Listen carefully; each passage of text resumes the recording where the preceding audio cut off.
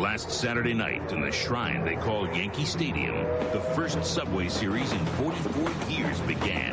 And soon after, the snapshots of Subway Series past would move aside for the instant images of the Game 1 thriller. This coming left field, base hit. Yankees win Game 1. Then in Game 2, the Yankees would strike quickly and often. And the Yankees strike first. In to score Martinez, and it's 4-0 Yankees. The Bombers would hold on despite a late, desperate, amazing attack. Big trouble. Into the corner, it's gone. As the scene shifted back to Shea, the Mets had a real need for a clutch D by a man named Reed. And for the first time in postseason play, defeat would be part of El Duque's resume. Seal on the races. He's around third. Digging for the play, and the Mets take a 3-2 inning lead. Alfonso. Mets win Game 3. Now the time has come for game number 4. And Benny and the Mets are ready to settle that score. The Mets and the Yankees.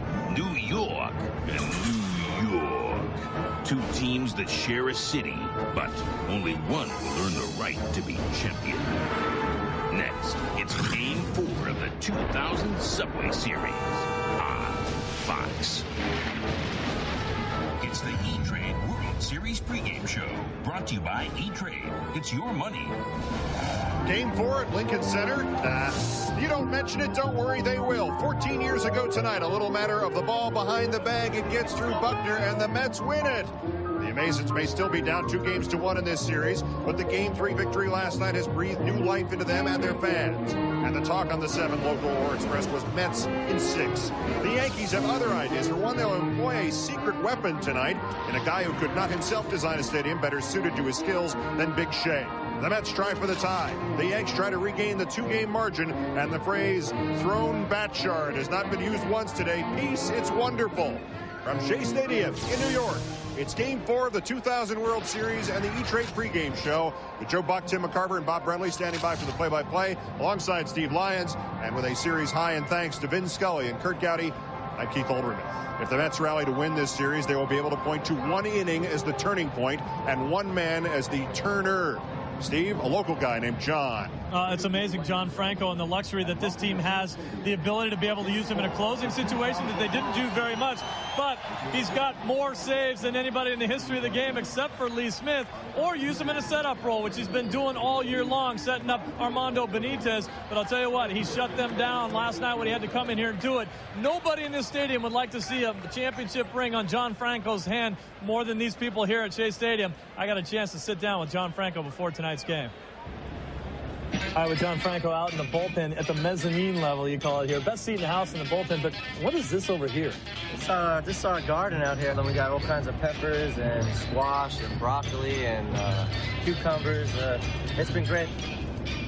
Some good bell peppers. These are good for you. Are you a tomato guy? Do you even like them? Yeah, I like them. We eat them.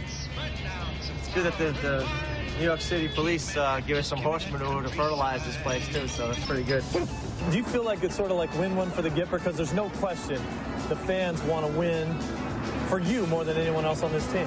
Well, I don't know if they want to win for me more than anyone else. I think they want to win for them. I mean, it's been 14 years since we had a world championship. Yeah, I remember. So I think that all in all they want everybody to win. I mean, for me it'd be great, but for the fans it'd be even better. I know the tribute that we've seen to your father. If he was here, what would he be saying to you now? I don't know. He'd probably have a smile from ear to ear, that's for sure. And he'd just tell me to stay even keeled, don't get too high in your emotions, and just concentrate on what you're doing. You know, he was straightforward and wait till the end result. Don't jump out ahead of yourself. What would you say to him? I said, you're right. Of course, John Franco has the most contagious smile on that entire Mets team, but he still gets a little misty-eyed when he talks about his father, who recently passed away. And one other note on the Yankees here, George Steinbrenner came into the locker room, the visiting locker room here at Shea Stadium, looked around and said, there's no way my players can be comfortable in this. He hated the furniture. He went back over to Yankee Stadium, drug out all the furniture from their home locker room, brought it in for his boys to sit on so they would be more comfortable. How bad do you think this guy wants to win? And if they lose, he'll be dragging checking out some of the players. We wanted to recap the series so far for you, but we wanted to try something different. So with apologies to Ogden Nash and every other real poet, here's the World Series alphabet from A to Z. A is for Agbayani. His first name here is Benny. His base hits have been some. His bad predictions, many. B is for Bat. Raj was not going to swing one. He should have just hit instead of trying to fling one. C is for the catcher, Mike. Monster out of his cramped cage. The homer's nice, but flatly, sir. 3 for 13's no rampage. D is for the D train, the 4 and 7's brother. In this series of the subways, it's become simply the other. E is for expressions. There's none, but Lighters met it. Perhaps he'll loan an extra grin to stone-faced Andy Pettit. F is for fair, and the Mets need to recall that all hits may be so please run out the ball. G is for gas. In the balloon we saw appear. Very funny, buddy. I'll do the jokes around here. H is for hit batsman, inducing a cat call. For Todd, the game was nothing less than one long, hard pratfall. I is for Interpol, which may have to search for Timo if Perez's 0.77 average falls much further below. J is for fan Jack Nelson. The rules he did abide. To the Metsies' consternation, he kept his hands inside the ride. K is for, what else? K, where the batter looks so talent-free. Anybody notice yet the Mets are up to 33? L is for Lenny. If fair this had been staying, game 2 Sunday night, we all might still be playing. M is for my mother, safe above the fray. Chuck hasn't played the field yet, besides Mom really hates Shea. N is for no fraternizing, part of the game's ancient mystery. Franco and Cone can ignore it because they're older than all history. O is for O'Neill, a hitter, not a talker. But in the 9th the other night, most eloquent, a walker. P is for pinch hitter, which the Mets should have tried before Abbott went up and got himself re-verified. Q is for Queens, one of 6 boroughs round Grand Central Station. There's also the Bronx, 3 more, and the rest of the nation. R is for Rocket, of pitchers and tempers hot. If he really threw that bat, a tree should grow on the spot. S is for the Scooter. Rizzuto's humor is still rich. Mid-game, he asks Don Larson, "You already thrown that first pitch?" T is for Joe Torre, to whose quotations list has been added the unimprovable Jesus Christmas. U is for USA Today, sent a reporter so sweet who thought that Bobby Ballantyne was just some man on the street. V is for Viz Cayeno, ex of Mets and Tribe and Giants. Made selecting a second baseman seem not unlike a science. W is for Wendell. Yanks say Turk's full of Bologna. His name is even written on the bat of Louis Polonia. X is for excitement. Forgive me for the dropped vowel. Peyton should have maintained it till certainness had popped foul. Y is for the question word. Your ear you must lend him. That Met fan who may forever scream, "Send him, send him, send him." And Z is for zeal. Both the emotion and the bat guy, whose power to left field is just about that shy. After tonight, D could just as easily stand for Denny as in Nagel, whom the Yankees pitch against Bobby Jones. Jones has been horrible against the Yankees all year. And look at the numbers for Nagel. It's even better here at Shea. 6-2 lifetime here. ERA 2.11. And against everybody except Piazza, the tonight Met lineup has batted a career 206 against Denny Nagel, Steve. Unfortunately, you're not sure what Denny Nagel you're going to see tonight, or Bobby Jones. Bobby Jones with the excellent effort in Game 4 of the divisional series against the Giants. The one hitter turned around and got hammered by the Cardinals. Nagel has struggled all postseason and into the latter part of the season with his control, leaving balls out over the plate, and they're getting hammered. Now, I look for the team that wins this game, the team to get into the bullpen the quickest. And if it is the Mets that get into the Yankees bullpen the quickest, look for a high-scoring big victory for the Mets. Meantime, there is tragedy.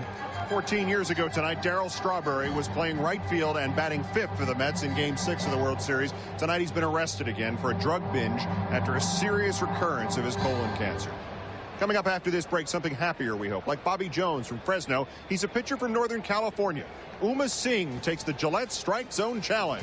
Uma, Oprah, Oprah, Uma. Stand by.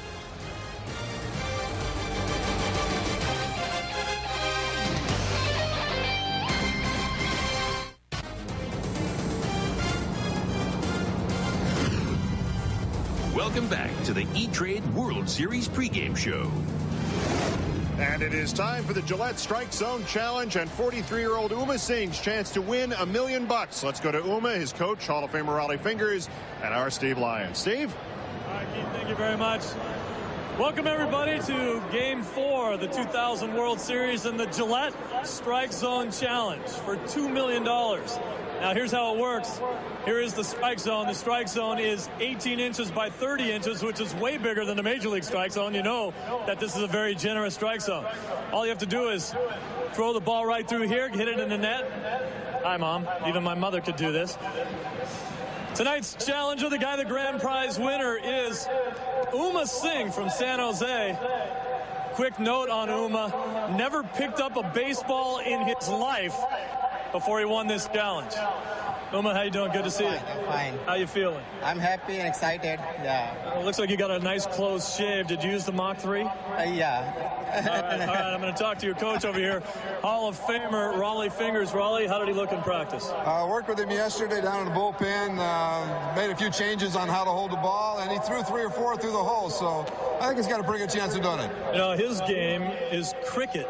So never having picked up a baseball before, is this going to be a little tough for him? It's a little different motion, but he still has a pretty good idea, and he throws the ball straight. All right, well, you know, everybody here at Shea Stadium, they know how to get into it. Uma, they're going to help you out with this. Get up there and throw a strike. Okay. All right, let me dig a hole here for you. Okay. So I make sure you have to make sure you keep your foot on the rubber there. Don't forget what we talked about, okay? Throw the ball just a little bit high. Make sure you throw the 4-seam. Make sure you get your finger underneath, okay? Take your time. Take a couple deep breaths. Relax. Okay, you ready? Okay, good luck, big guy. Good luck. Take your time now.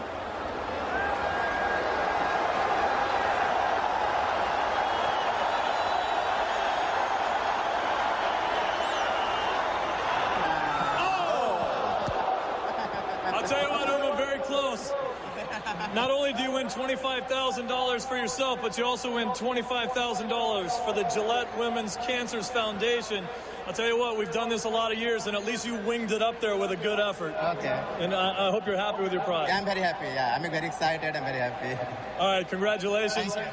And congratulations to the Gillette and the Women's Cancer Foundation. Okay. Probably a good job out there. All right, Keith, let's go back to you. Thank you, Steve. Looked like a strike from here. Strike in the American League. Coming up, the other guy from the Fresno-San Jose Metroplex tries to get the Mets even. Bobby Jones versus amazing nemesis Denny Nagel as Game 4 of the series comes up, and then I'll be back with the national anthem. Fortunately, only Sheryl Crow will sing.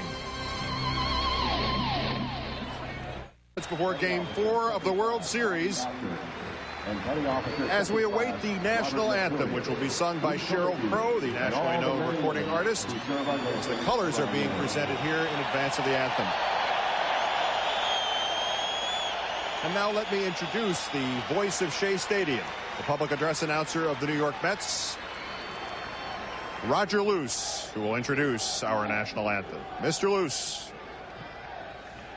Oh, say, can you see by the dawn's early light what so proudly we hail at the twilight's last gleaming, whose broad stripes and bright stars through the perilous night o'er the ramparts we watch were so gallantly streaming, and the rocket's red glare, the bombs bursting in air, gave proof through the night that our flag was still there.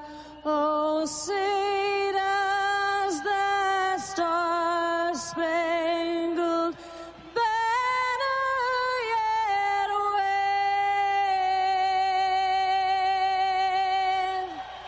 o'er the land of the free and the home of the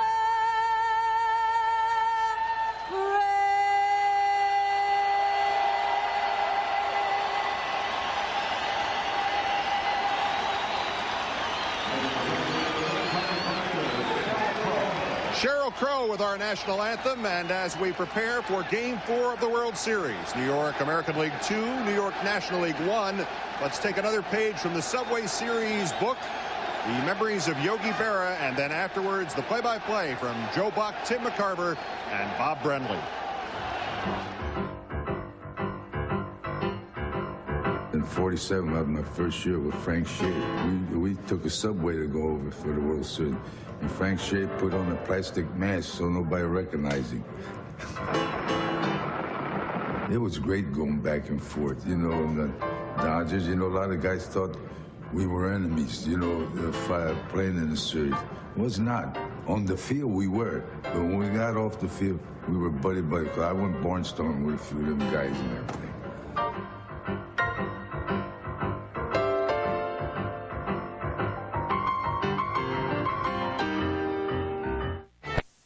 Continues.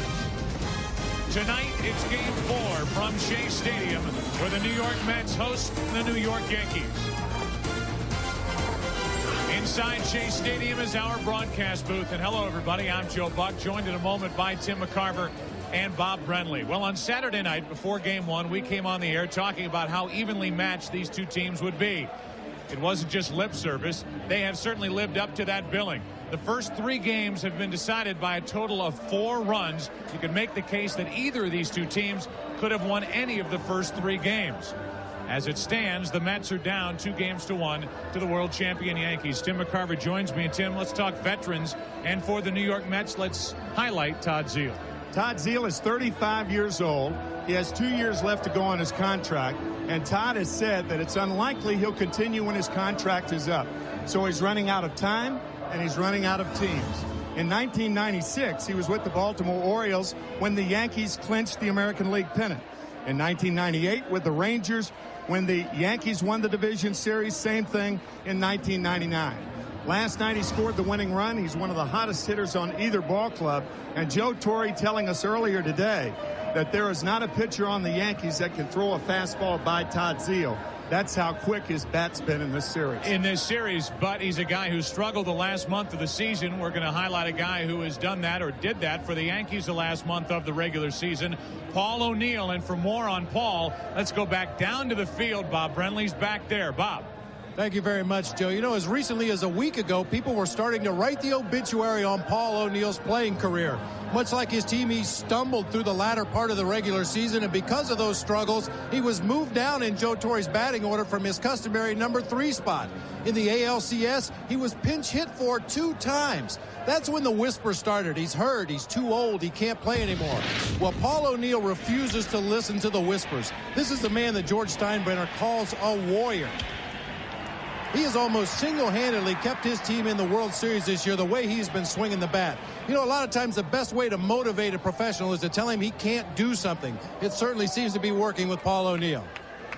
All right, Bob, thank you. No whispering tonight. No whispering allowed here at Shea Stadium. These fans ready to scream, and we're all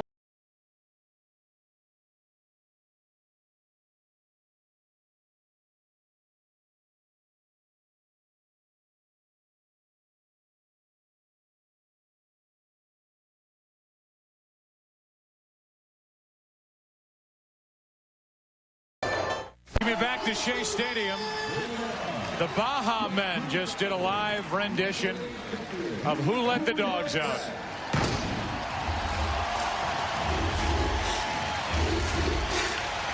And right on cue, the Mets take the field. That's the theme song in this ballpark. That's the theme song in a ballpark near you. At least for the 2000 baseball season. And away we go. What do these men have in store for us tonight? The Baja Men, the Mets and the Yankees, getting ready for Game 4, and Bobby Jones has been preparing for this since he left the mound after a less than stellar effort in Game 4 of the National League Championship Series. The starting lineup for the New York Yankees, brought to you by Coors Light. Derek Jeter leads off tonight with Luis Sojo in the lineup this evening instead of Vizcaíno. Sojo batting second at second. David Justice hitting third, and Bernie Williams in World Series play, hitless in his last 18 at-bats, yet he's cleaning up.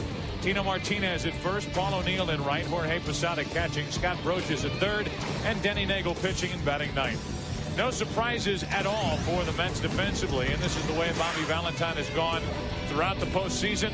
This is the way he will continue to go. With Agbayani, Payton, and Perez in the outfield, Ventura, Bordick, Alfonso, and Zeal. Alfonso and Zeal have been perfect defensively this postseason so far. Catching is Mike Piazza, and on the mound is Bobby J. Jones. 11-6 record this year. That was the most wins he had since 1997. And that outing to which you referred, Joe, back on the 15th of October against the St. Louis Cardinals. That was the only game the Cardinals won in the NLCS. He worked 4 innings, giving up 6 hits and 6 earned runs. His curve has improved. It's crucial to his success, and he often throws it early in the count. His arm strength is better than it was earlier in the year when he spent 10 days at Norfolk, the AAA affiliate of the New York Mets. He throws all the pitches, but he must be very fine because he is not a hard thrower. Joe Torre and the Yankees ready to take on Bobby Jones. One thing that we want to point out to our audience tonight prior to the start of this game 4 is something that took place here on the field moments before Sheryl Crow did such a great job with our national anthem, and that was Major League Baseball, these fans, and I'm sure this country, joining in a salute to 5 members of the United States Navy who sustained injuries during the attack on the USS Cole on October 12th. They were honored here before the game, which 17 sailors lost their lives during that tragedy. We send our thoughts and our prayers to the families of those who were injured, those who lost their lives. A nice move on the part of Major League Baseball to bring those 5 members of the United States Navy here for their salute. This broadcast also available in Spanish by utilizing the SAP button on your television. Glad you're with us. Derek Jeter ready to go. So's Bobby Jones. Well hit into left field. Back at the track at the wall. The first pitch of the night is gone. Derek Jeter starts it with a bang.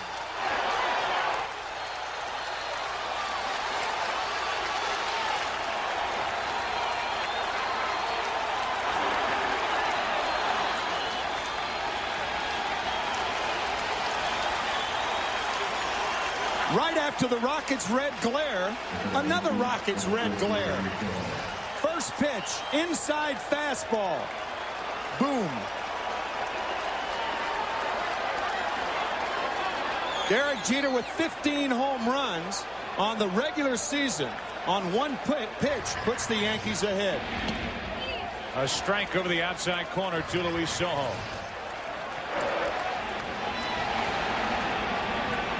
Two guys not in the lineup. Knobloch, the typical leadoff hitter for the Yankees, and he enjoyed it every bit as much as the rest of the Yankee dugout. Derek Jeter gets his 3rd home run of this postseason, his 1st of this World Series. The 16th leadoff home run in series history. 0-2 the count on Sojo with Justice and Bernie Williams to follow. And Sojo stays alive. So now you're talking about Derek Jeter, who has reached base in 55 of 60 career postseason games. He scored a run in 17 of 18 World Series games in which he has participated. And with one swing, the first pitch has put the Yankees out in front here in game 4. The 0-2 to Sojo. Breaking ball chopped to third. Ventura time to wait. High throw, but out. One away. Derek Jeter led off 21 times this year, and this is his first leadoff home run of the year. Normally the number 2 hitter. And Joe Torre telling us yesterday one of the reasons that he started Jose Vizcaíno in the number 1 hole at second base was to allow Derek Jeter to continue to bat second. I think Joe's glad he let him off tonight. So 1 out, bases empty, and here's David Justice. Justice last night made the final out when he popped up to the right side. Caught by Alfonso. Benitez had done his job, and the Mets had accomplished what they wanted to in Game 3, getting a victory and getting on the board in this series. Ball 1 to Justice. An 11-game winner. Tim mentioned the stint down at AAA for Bobby Jones. There's another stat for you. 13-game World Series hitting streak for Derek Jeter. 1 ball, 1 strike on Justice.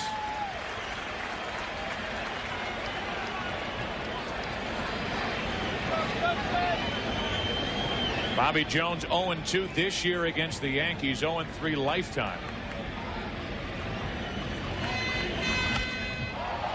Into right field.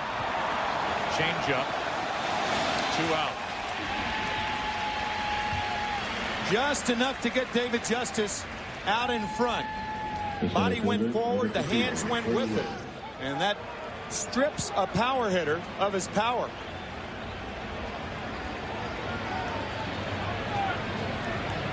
So now 2 out, and the batter will be Bernie Williams. During the season for Bobby Jones, after his first loss to the Yankees at Yankee Stadium, that was his final start before he elected to go back to AAA. He wanted to go down there and get things straightened out. He was 1-3 at that time. The Yankees pounded on him.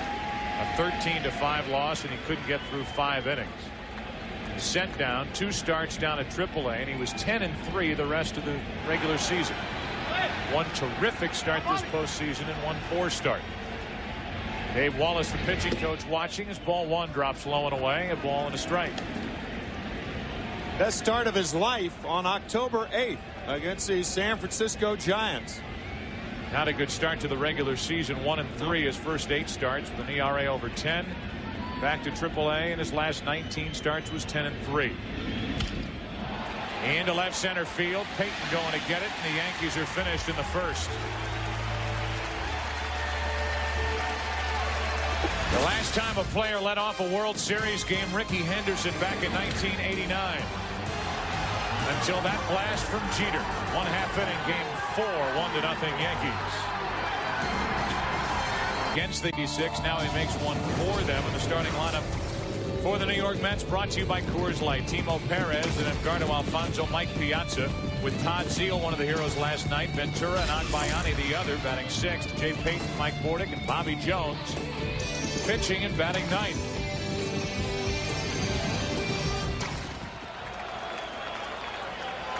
Denny Nagel, during the regular season, 7-7 with the Yankees, 8-2 with Cincinnati prior to his trade to New York.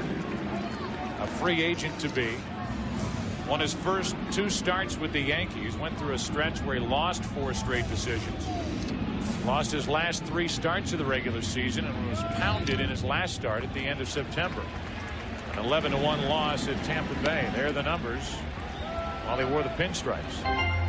Joe Torre telling us tonight that the one thing that he and Billy Connors, the pitching coach, will pay close attention to is the arm angle of Denny Nagel. In order to make the ball go down, his arm's got to be up. Perez, a late swing and strikeout to start the bottom of the first. Timo Perez now 1 out of 14 in this World Series. That was our point right there. The ball, in order for it to go down, the arm's got to stay up. Sounds right, doesn't it? Muscard against overuse of the changeup. He'll use the change only to right-handed batters. He must pitch inside to right-handers to keep them from lunging out of the outside part of the plate.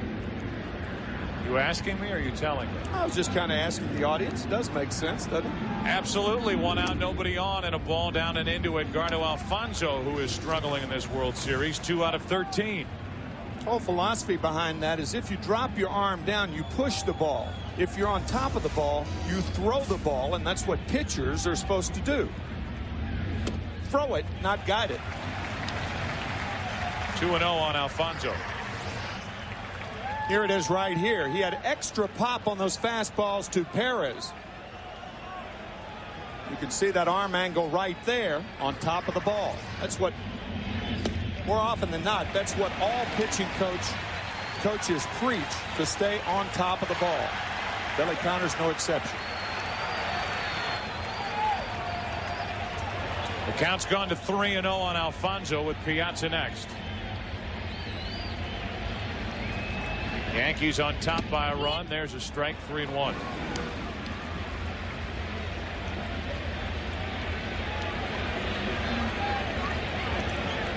Edgardo Alfonso, 25 home runs during the regular season.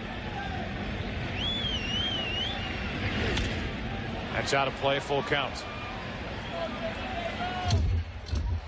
This game and all games during the World Series being shown on a big screen in downtown Caracas. Edgardo Alfonso, one of the heroes of Venezuela. They get 2 for the price of 1 tonight as Luis Sojo's in the lineup for the Yankees. 3 balls, 2 strikes, and a 1-out walk.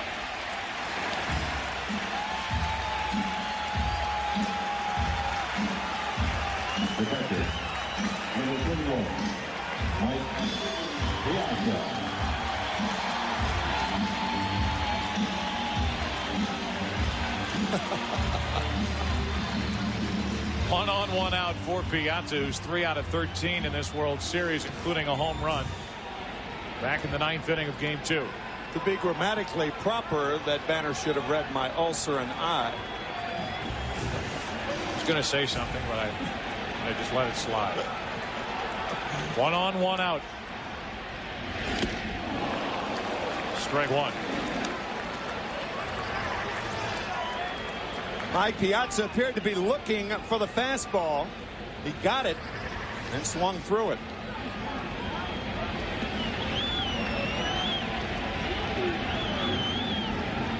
Third start of this postseason for Denny Nagel. That's crushed down the line, hooking foul. 0-2. After the fastball, the changeup. Piazza just out in front. Hit a ton, but foul.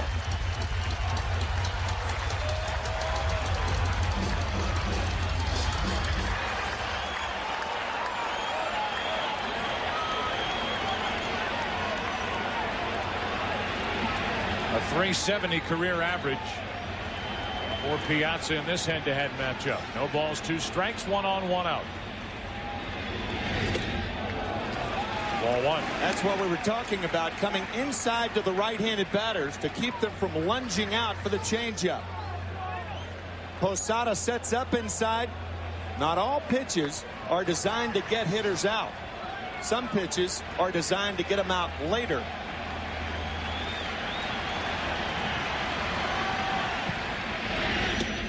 Late swing and a miss, 2 gone. 2 strikeouts here in the first inning for Denny Nagel.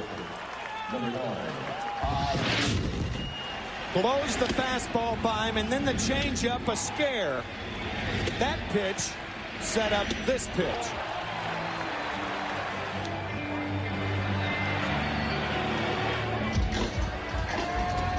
So a runner at first, 2 out. And a hero from last night's game, Todd Zeile, stands in. Zeile, an RBI to tie the game in the 6th inning, an RBI double. A 1-out single in the 8th and scored the go-ahead run on the double by Agbayani. Strike 1.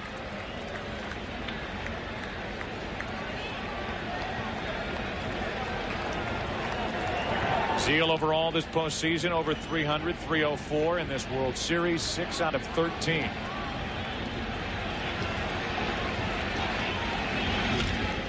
That's foul. And it's 0-2. You would figure with this pitching matchup of Bobby Jones and Denny Nagel that you would have a little more offense than we've seen in the first 3 games. Yeah, you would normally. That's the case in World Series play, because in the 4th game you're either getting the 4th starter or the #1 starter with 3 days rest. 1 ball, 2 strikes. But these are veterans. Bobby Jones, the right-hander, who won 11 games during the regular season. Denny Nagel, A guy who, combining his numbers with the Yankees in Cincinnati, won 15 games. And a guy with postseason experience while with Atlanta. A ball and 2 strikes on Zeal. Easy for Jeter to his left. Tricky hop. The inning is over. The force out 6-4. 1 inning complete in game 4. A leadoff home run by Jeter for the Yankees, and they lead by 1. Jones, the numbers in this postseason for him, a record of 1-0, ERA of 4.15, makes his 3rd start. He takes on Tino Martinez here in the 2nd inning. 1-0 the Yankees lead. And ball 1. Tino Martinez, 6 out of 14 in the World Series. Huge numbers in the postseason.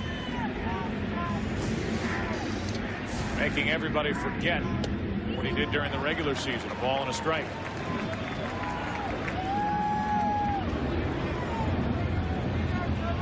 Martinez, then O'Neill, then Posada for the Yankees in the 2nd. On the inside corner, strike 2.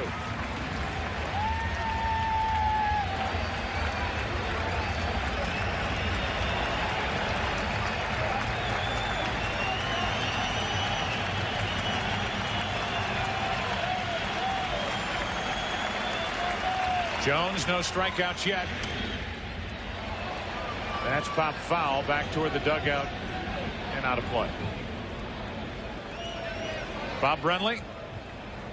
Yeah, Joe, when a hitter has good success against a pitcher in his career, he's said to own that guy. Well, Tino Martinez has the pink slip on Bobby Jones. 6 for 8 with 2 home runs, 2 doubles, 6 RBIs. This is exactly where the Mets want Tino Martinez, either leading off an inning or at the plate with 2 outs and nobody on base. Bobby Jones has him set up at a ball and 2 strikes. And puts him away. Strikeout number 1 and out number 1 here in the 2nd.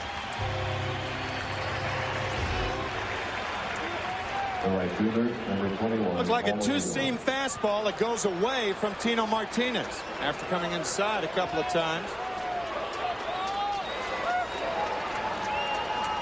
Just read the 2 seams, can't you? Tino Martinez, a shake of the head, and here's Paul O'Neill. Bob Brenly talked about Paul O'Neill, what he's done in this postseason, getting better and better with each round. Getting a chance to star here in the World Series, 7 out of 12 with 2 runs batted in. 1 out, nobody on, and that's ripped down into the right field corner. Another hit for O'Neill. Perez can't cut it off, and O'Neill's thinking about going to 3rd.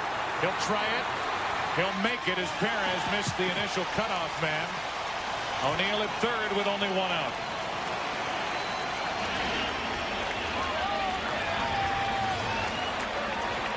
Had Perez hit the first cutoff man, Edgardo Alfonso, the Mets would have had a chance at O'Neill at 3rd base. The ball, once it gets by Perez, O'Neill says, with 1 out, I'm taking a chance. None out, 2 outs, I'll stay at 2nd. Perez's throw, as Joe said, misses Alfonso, and O'Neill goes in standing up. Paul O'Neill did not have a triple during the regular season, and he has 2 in 2 games here at Shea Stadium. Well, during August and September, O'Neill hit only .229. Only .231 during the Division Series and the American League Championship Series, and now in the World Series, .615. They're going to peel back at 2nd to see if O'Neill hit the bag on his way by. He did, as Jerry Crawford gives the safe sign, and O'Neill's at 3rd now officially with 1 out.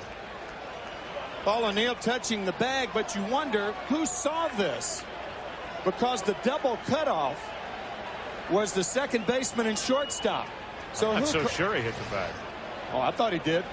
I thought he hit the inside part of the bag. It appeared, but the interesting thing is who called that? Did the bench call it because the shortstop and 2nd baseman were out for the cutoff? They certainly didn't see it. Ventura had to stay at 3rd.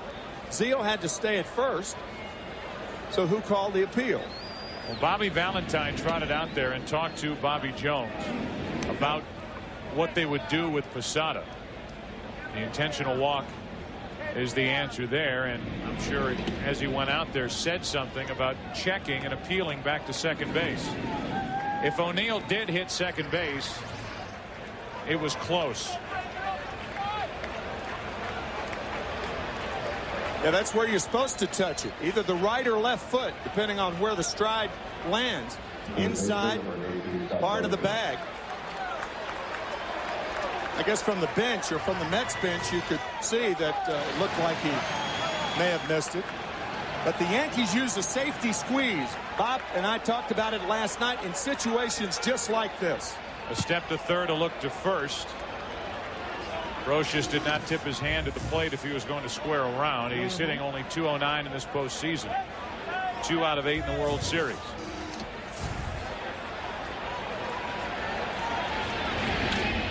Big rip, strike one. A 1-out triple by O'Neill. Come on, bro. And then the intentional walk to Posada. I guess we should explain the difference between a suicide squeeze and a safety squeeze. Suicide squeeze, the runner on third. As we look at the batting average of Scott Brocious, runner on third breaks immediately, and on a safety squeeze, he waits until the ball is put down with the bunt.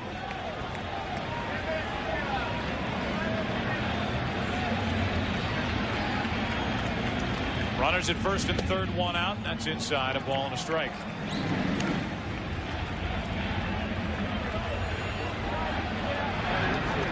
Denny Nagel waits to hit next.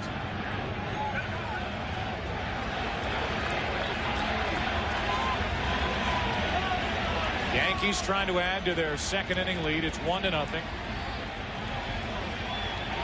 Posada takes off at first, and that fly ball into right center field. O'Neill will tag and score, and going all the way back to first with 2 out now on a sac fly by Brocious is Posada, and it's 2-0 Yankees here in the second.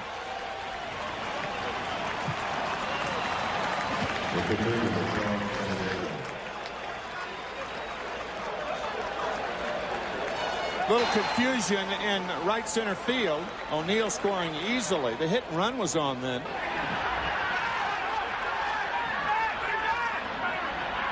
Bench is yelling, or those on the bench are yelling at Posada to get back to first. He got back easily. Denny Nagel now with a runner at first, 2 out. A career 153 hitter, and he takes a strike. There's Posada taking off. He didn't look back, and that's dangerous. You have to find out where the ball is. Otherwise, you rely on the shortstop or the second baseman.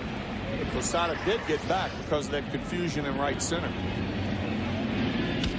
Shortstop and second baseman don't always tell the truth. No, they don't. Here's Scott Brocious trying to help Posada. Jorge. Get the rope out.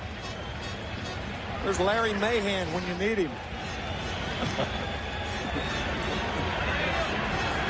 So Brocious delivers the RBI, his third RBI of this World Series, and now Denny Nagel is set up at 0-2.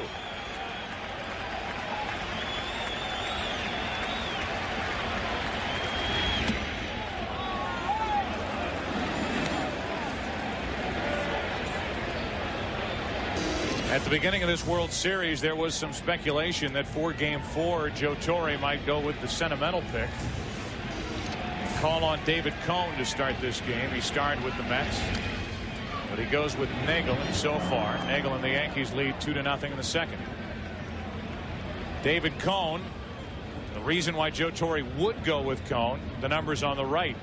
Career postseason numbers, 8-3 with a good ERA, 4 World Series rings. The reason on the left, the numbers on the left, the reason why Joe Torre went with Denny Nagel. A 4-14 record during the regular season. Little high, 2 balls, 2 strikes on Nagel.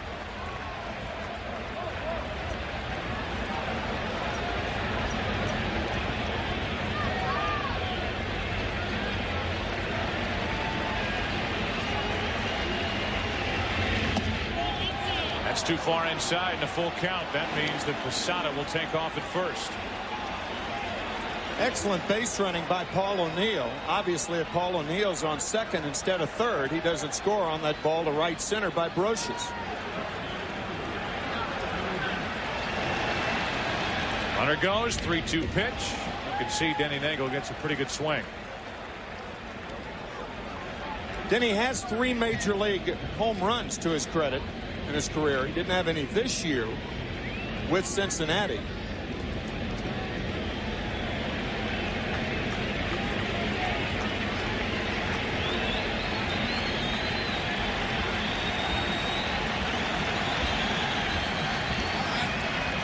Again, the 3-2. Nagel strikes out. Second strikeout of the inning in the game for Bobby Jones, but more damage.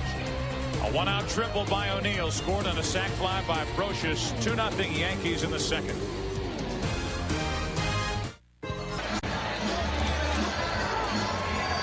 We welcome you back to Shea Stadium. Bottom of the second inning. The Mets will come to the plate. Ventura, Agbayani, and Payton against Denny Nagel. I was just sitting here thinking during the break that Major League Baseball stadiums are a place where young and old come together and are forced to listen to the same music at blaring volumes. Music that most of the crowd would never listen to. And most get into it. Imagine some guy showing up on Wall Street tomorrow humming Who Let the Dogs Out. 2-0 the Yankees lead, and the breaking ball's in for a strike to Robin Ventura. That's a remake of a Glenn Miller rendition back in the late 30s, isn't it? That's right. Da-da-da-da-da, who let the dogs out? Da-da-da-da-da. Or was it Dorsey? One of the two. No balls, 1 strike. Had him played perfectly. Jeter, little hop to his left, 1 out.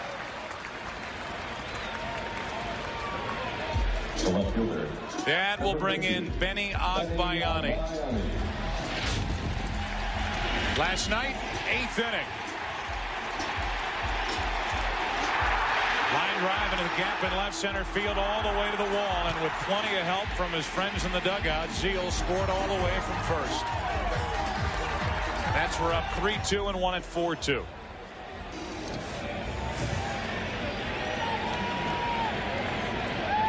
So Agbayani bats here, and in the postseason hitting .349. That's high, ball 1. We asked Joe Torre before the game the most impressive thing about Benny Agbayani. He said his fearlessness. 1 ball, 1 strike. Not awed by the pressures of the postseason. And to be honest, Bobby Valentine has always been the one in Benny Agbayani's corner. He certainly has. Starting with their time together at AAA in 1996, which is where Bobby Valentine was managing at the time, and Agbayani was about on his way out of this organization. Bobby Valentine had seen him the previous spring and said, why don't you start lifting that front leg? Get a little more pop when you swing the bat. He's always been a favorite of Valentine's. And that favoritism has been rewarded with some big hits down the stretch and in this postseason. It was Bobby's take on Benny that he was too big to be a gap hitter, that he could hit home runs by lifting that leg. Full count. And Benny Agbayani started hitting home runs over in Tokyo when the Mets and the Cubs opened this 2000 season over there at the Tokyo Dome. You may remember back on March 30th, Benny Agbayani with the game-winning grand slam home run, repaying Bobby Valentine's loyalty. 3-2 pitch is high, a 1-out walk. Let's go back to Tokyo, March 30th. A pinch hit grand slam, top of the 11th inning against Danny Young of the Chicago Cubs. The Mets won that game 5-1, and we've talked about it before. The only reason Agbayani was even available and a part of that series was because of a roster exemption. Major League Baseball let the Mets and Cubs carry extra players with them because they started the season early, and because of the travel over to Japan, they gave him 2 extra players, and Agbayani was there and available. Plan was for him to start the season at AAA. Here's Payton, and there's a little flare down the right field line. Slicing, and it's fair. Down to second is Agbayani. A floater base hit from Payton, and the first Mets hit of the night. A walk, a single, and the Mets have 2 on with 1 out. That's inexperience on Agbayani's part. Had Benny checked where O'Neill was standing and look at the line and determine how hard the ball is hit, he should be on third base and would be on third base. Too passive right here. Bottom part of the order coming up. Take a chance. Benny didn't. So now it's Bordick. Bordick turned in 2 good at-bats last night. His first 2 at-bats against El Duque. Fly to the track and left and singled. Third at-bat, struck out with the bases loaded, 1 out in the 6th inning. An RBI chance here, and he takes high, ball 1.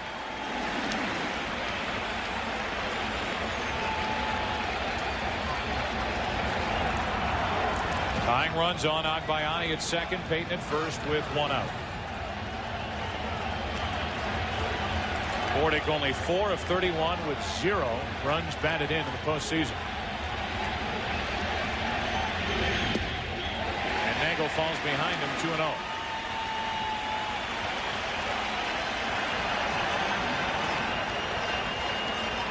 Bobby Jones, a light hitting pitcher, waits to bat next.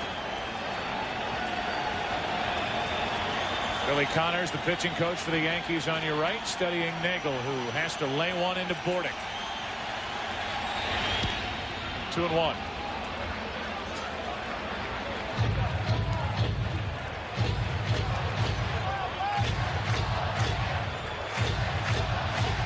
Yankees got a leadoff home run from Jeter in the first. A 1-out triple by O'Neill, who scored on a sac fly by Brosius in the second.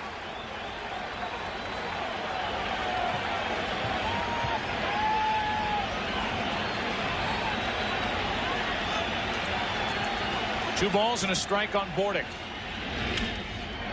And a pop-up behind second base. Infield fly rule in effect as Soho puts it away. 2 out.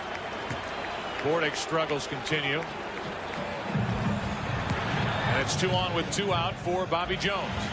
Yeah, Mike going after a pitch out of the strike zone, and instead of it being 3-1 and a good situation to hit, he pops it up. That was a ball too high. You can see Mike struggling, getting the good part of the bat through the strike zone. That's a frustrated hitter going after a pitch that he can't handle. Especially when he's ahead in the count. Bobby Jones now an 0.45 average during the regular season. How do you hit 0.45? You go 2 out of 44. 0 for 6 in the postseason this year. Runners at first and second, 2 out.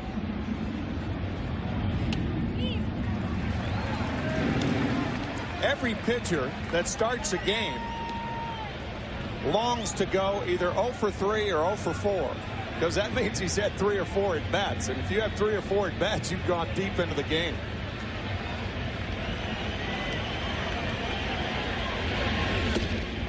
Strike 2. Jones had 4 at bats in that Game 4 start in the division series because of his 1-hit shutout, the 4-0 victory to put the Mets in the National League Championship Series for the 2nd straight year.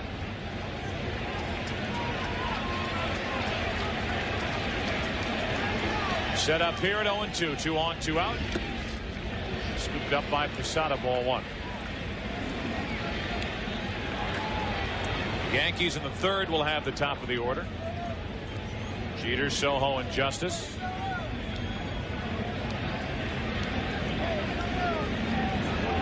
Yankees parted with a number of good young players. 4 to be exact, to get Denny Nagel back in July from Cincinnati. Jones sticks the bat out, pops it up. Tino Martinez there. And that'll do it for the Mets here in the second. A walk, a single, 2 left. Mets have stranded 3. 2-0 Yankees. Back after this from your local Fox station. Next to me isn't too crazy about the people sitting around him, but sitting right next to Alex Rodriguez as he watches his counterpart Derek Jeter move to the plate. That'll be the hot topic over the offseason. Where will Alex Rodriguez end up? Back in Seattle? Will he come here to New York? Will it be Sherrod, his best friend Derek Jeter, or one of his best friends? Everybody automatically says his best friend Derek Jeter. They're good friends. Is this city big enough for the both of them? Jeter led off in the first inning with a home run. He takes a ball upstairs. I think we got to keep an eye on Brenly down there, Tim, and see if he's sweet talking A-Rod. Did the Diamondbacks need a shortstop? 2-0. Well, whoever gets Alex Rodriguez is going to get what a lot of people consider the best player in the game. I think one of the things that makes him the best player of the game is he plays one of the most important defensive positions in the game. What a talent. 2 balls, no strikes. Jeter leading off, and he shoots one into right center field. Pretty well hit. Perez on the run, won't get there. A hop off the wall, and Jeter will cruise to third base. A leadoff triple for Derek Jeter to start the third. Alex approves as Derek Jeter in the first 3 innings gets the first 2 hits, the toughest 2 hits of a cycle. He homered his first at bat and now triples. Fortunately for the Yankees and Jeter, the ball short hops the fence instead of going over the fence. It has enough hang time to allow Jeter to get to third. He had 4 triples during the regular season. And as you can see, he was his own base running coach. Alex Rodriguez watching it. Stayed in play, and Jeter's at third. Now Soho up there swinging, strike 1. So the Yankees already lead 2-0. And Soho or Justice or Williams will have a chance to make it even sweeter. 2-1. The Yankees lead in this 2000 World Series, and they lead 2-0 here tonight. Infield back right now. If they get another strike on Soho with the count 0-2, 1-2, they may bring the infield in.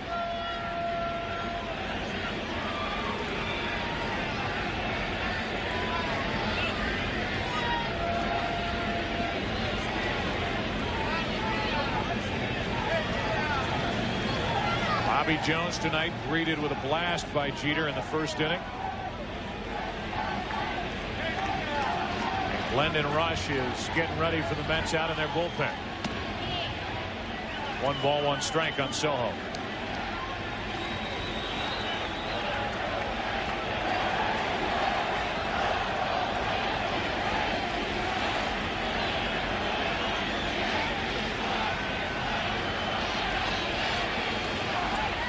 Runner at third, nobody out. Strike 2 over the outside corner. A ball and 2 strikes. Nice curveball from Bobby Jones at the knees on the corner.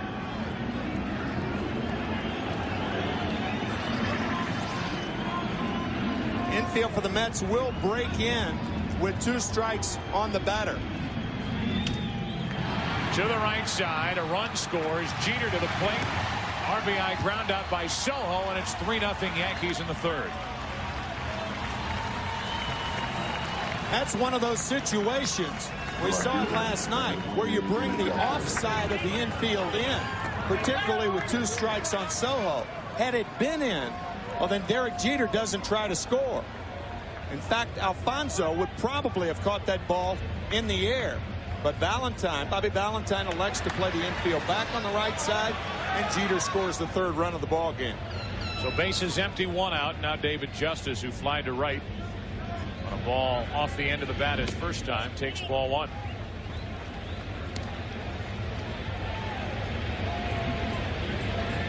Justice only hitting .218 during the postseason, 3 home runs, including that big one in Game 6 of the American League Championship Series. Put the Yankees on top for good. 2-0. Derek Jeter now has played in 18 World Series games, and he has scored 18 runs.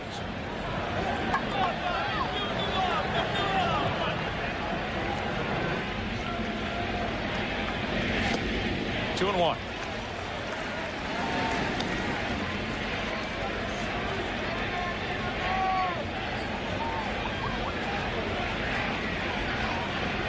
Bobby Jones from Fresno, California, Fresno High School, same high school that produced Tom Seaver. 25-game winner back in 1969 with the Miracle Mets. 3 balls and a strike on Justice. Bobby met Tom Seaver when he pitched at Cooperstown in the Hall of Fame game, when the year that Tom Seaver was inducted into the Hall of Fame in 1993. That was Bobby's first taste of big league baseball. He was an all-star back in 97, a 15-game winner. This year with that strong second half was an 11-game winner, 11-6. He's behind on the count to Justice, 3-1. To the right side for Zeal. 2 out. So Justice 0 for 2. And Bobby Jones will work to Bernie Williams. The New York Yankees, world champions in 1996. World champions in 1998, 1999, and yet here is their cleanup hitter in Bernie Williams, who was 0 for 1 tonight, 0 for his last 19 in World Series play, and in now 18 games played in the World Series is hitting less than 125.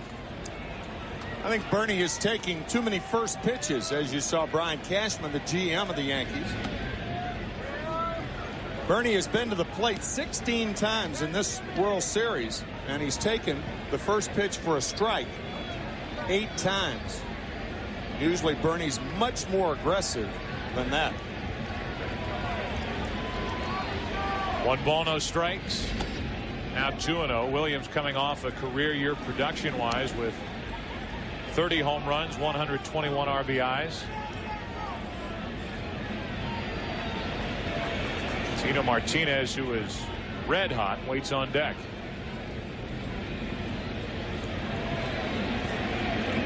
Jones allowed a run in the first, a run in the second, 1 here in the 3rd inning, and the 2-0 pitch. 2 balls and a strike.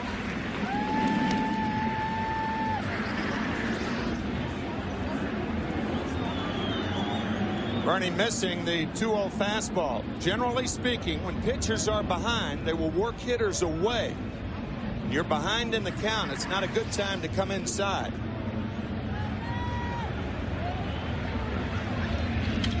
That's out of play. And the count 2-2.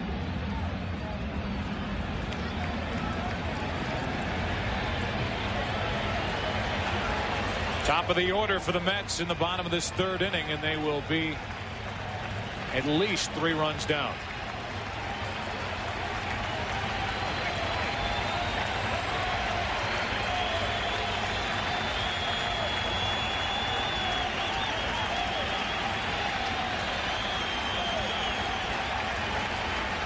The 2-2 to Williams. Popped into shallow center. Payton puts it away. Williams and the Yankees finished in the 3rd so far. The Derek Jeter Show. A home run back in the 1st. A leadoff triple and a run scored here in the 3rd. Bottom of the 3rd. Top of the order for the Mets. They trail the Yankees by 3. Pitch of the 3rd is a breaking ball in for strike 1 to Timo Perez, who struck out in the 1st inning, 1 out of 14 in the World Series. After hitting a combined 300 in the LCS and the Division Series. Chasing that pitch, it's 0-2.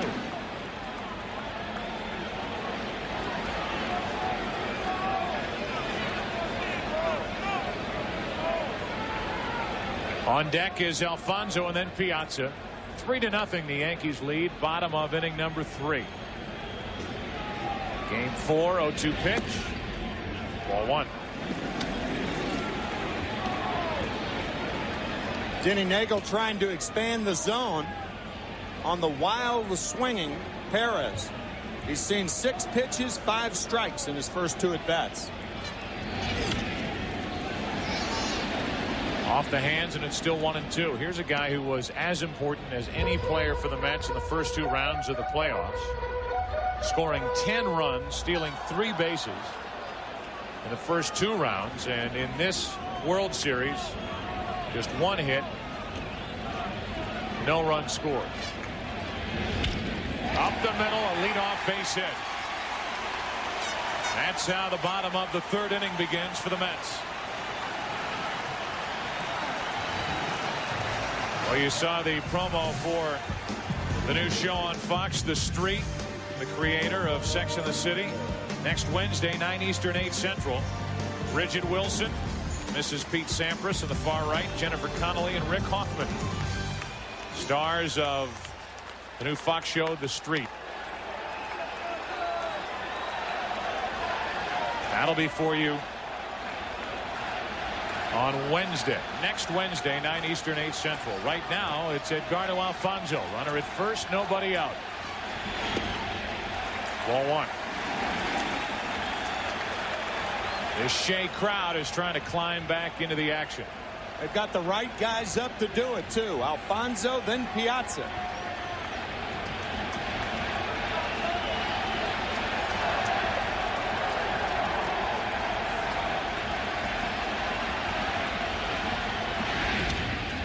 To the third baseman, Brocious. Thought about second. Fires to first. One out. Down to second is Perez.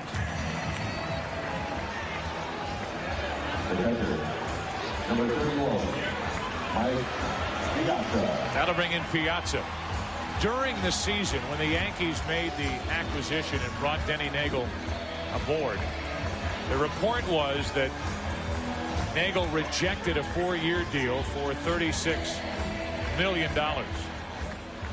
And then about that time, when the contract talks broke off, Denny Nagel started to fall apart on the mound for the Yankees. Mentioned earlier, he lost 4 straight decisions at the end of August, beginning of September, and lost his last 3 starts of the regular season. Runner at second, one out. Piazza, ball one. These big games, and obviously they don't get any bigger than World Series games. He made one decent start in the ALCS, one not so good. But these count a little more than a regular season start at Tampa Bay. So we could make up for a lot of those struggles with a good one here tonight. A lot of players break down when money is talked about during the season. You say, well, he has an agent, but the agent often confers with the player. Can't directly blame it on that, but it could have had something to do with that. Piazza gets into one to left field. Back at the wall. Goodbye. 2-run homer, Piazza. It's a 1-run game.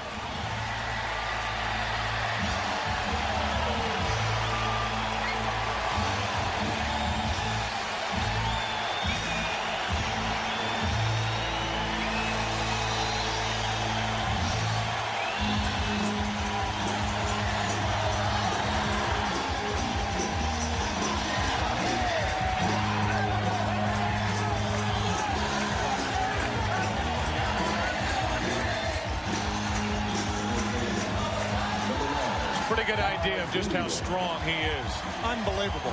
The first time up, he had a ball out of the ballpark. Foul. This one, fair. Hits it on one leg. One leg.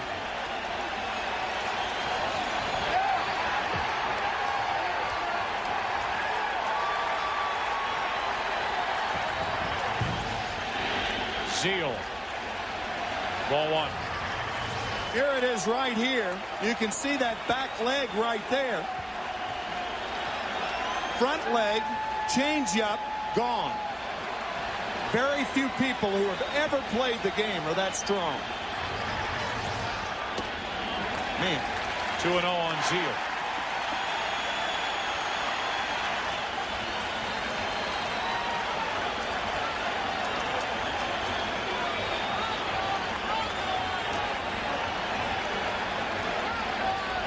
Tommy Lasorda with a ceremonial first pitch last night along with Lisa Fernandez. Lifelong friends with Mike Piazza's father, Vince. 2 guys from Norristown, Pennsylvania, right outside Philadelphia. Zeal on 2-1 is jammed, and that's a foul ball. The crowd saying, "Run, Todd, run," but it's 2-2. And Tommy Lasorda, his relationship with Bobby Valentine is well known, manager of these Mets.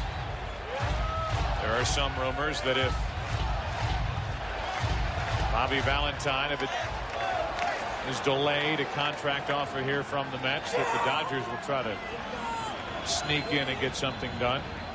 Former first-round draft pick of the Dodgers back in '68. 2 balls, 2 strikes, 1 out, nobody on. And that's foul off the foot of Zeal. Back in 1968, in that draft, first of all, the Major League draft started in 1965. Then in '68, Bobby Valentine was drafted 5th. The number 4 draft was taken by the New York Yankees, and it was Thurman Munson right ahead of Bobby. Had he not broken his leg, that horrible compound fracture in 1973, he would have been a terrific Major League Baseball player. Bobby Valentine reminded of that accident every time he gets dressed in the morning. A reminder there on his leg. 2 balls, 2 strikes, 1 out, nobody on, and Zeal took ball 3 up and away. Bobby Valentine was a tremendous athlete, good football player. Stamford, Connecticut.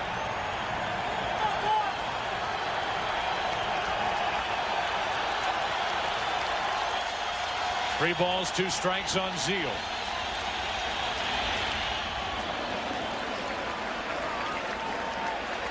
Todd realizing he missed his pitch there. Right up in his wheelhouse. Todd Zeal looks for a ball to jerk, and he had one there.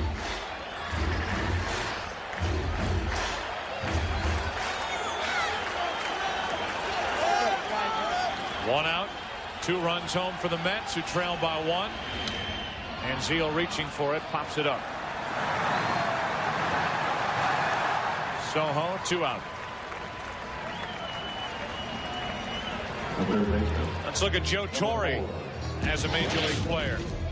1960 to 1968 with the Milwaukee and the Atlanta Braves, and then the great years with the Cardinals, National League MVP in 1971. He hit .363. Player manager with the Mets in 1977. After playing here from 75 to 77, and he managed here with the Mets until 81. 2 years, 1977, 1978, he managed Bobby Valentine, who was a New York Met. 2 out, nobody on, 1 ball, no strikes. Robin Ventura, 2-0. The year Joe Torre was the MVP in '71, he had 230 hits for the Cardinals, and not a 1 was an infield hit. He must have hit 400 line drives that year. Hard hit ball to first off the bat of Ventura. Into the glove of Tino Martinez. A pitch from Denny Nagel onto the bat of Mike Piazza. And with that, it's a 1-run game. After 3 in game 4. 3-2 Yankee lead as this game gets to the middle innings. 4th inning, Tino Martinez, Paul O'Neill, and Jorge Posada.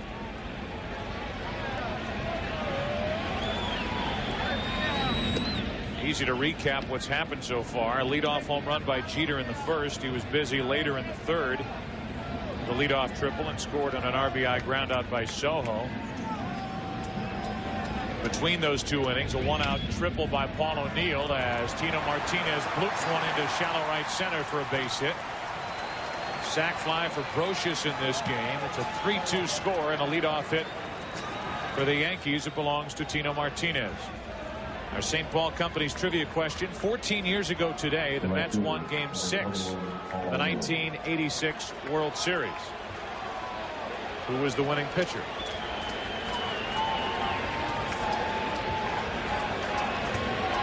Did you do that series, by the way? No, I did not.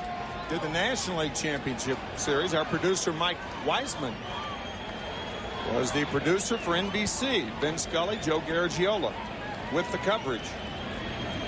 That Game 6, rather memorable. Oh. And that action taking place right here on this field at Shea. Still makes you shake your head, doesn't it? It really does.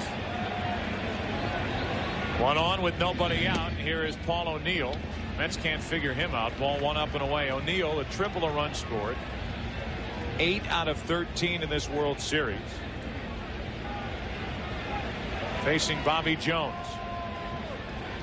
Since that dominating performance, the one hitter in Game 4 of the division series against the Giants. 7+ innings. Big numbers. Tough short hop. Good play. And out at second as Ventura took a risk and it paid off. Tino Martinez out on the force out. 5-4. I think Tino Martinez slid too early. When he slid, he stopped. I think it was a good call by Jerry Crawford, the second base umpire. In between hop, Ventura, double clutch, and now the throw to second base. Thought he had him. Yeah, he's out. One more look. He's out. Good call by Jerry Crawford, but Martinez sliding too early. If he takes another half step, I think he makes it. Joe Torre right out of the dugout. But the replays verify that Jerry Crawford made the right call. Runner at first, 1 out.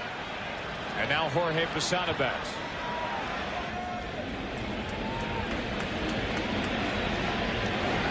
And a check on O'Neill. Joe, how many third basemen would make that play? Almost all third basemen would go to first base on that play. I'm thinking of 2 guys, and they're both in this game. That's right. Scott Brocious and Robin Ventura. 6 Gold Gloves to his credit. And you just saw one of the reasons why. Now O'Neill's running. Hit and run, and a bouncer to Alfonso. Jones to the bag. What a play. 2 out. Oh, my goodness. What a play by Alfonso. Watch Todd Zeile come off the bag, high chopper with O'Neill running. Zeile can't get to it. You talk about anticipation. Just a terrific play by a terrific second baseman. Boy, that's nice.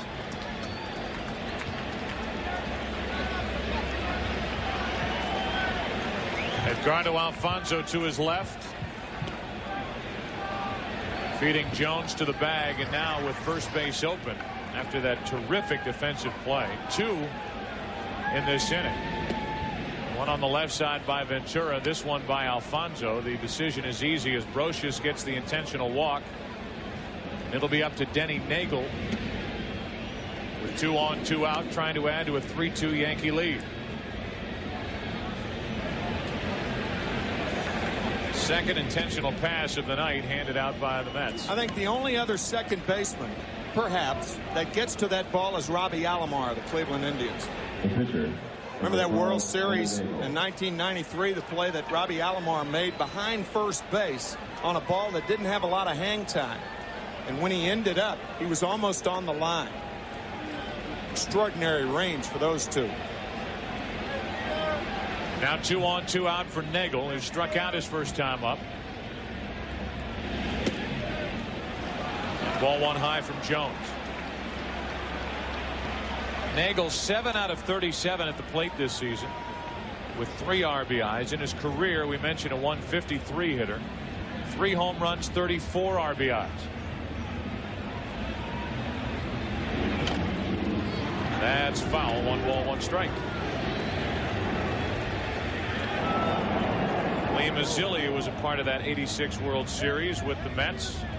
Played here with the Mets from 76 to 81 and again from 86 to 89. Now the first base coach for Joe Torre. Broke in under Joe Torre.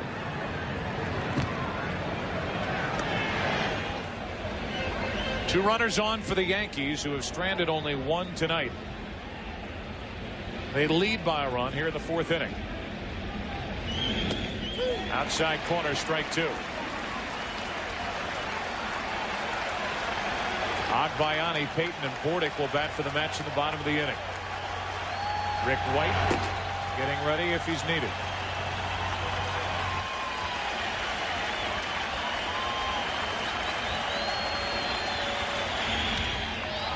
In the air to right field. Perez back to get it.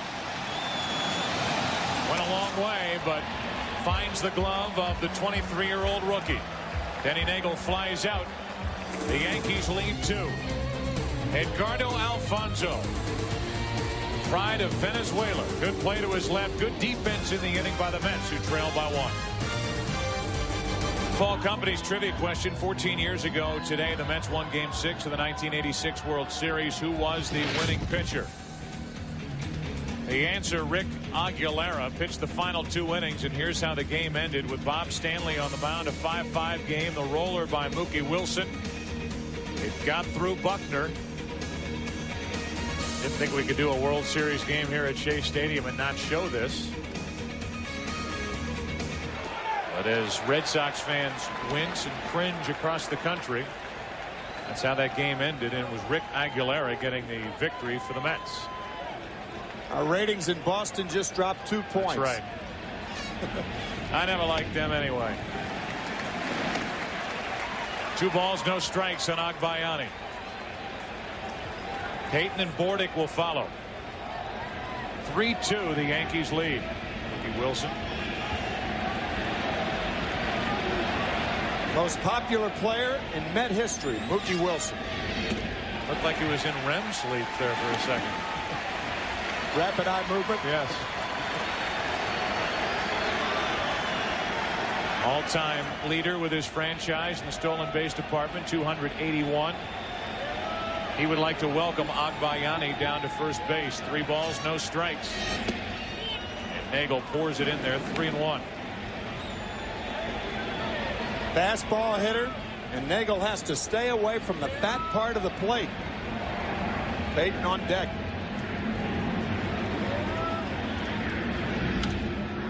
To the right side, down the line.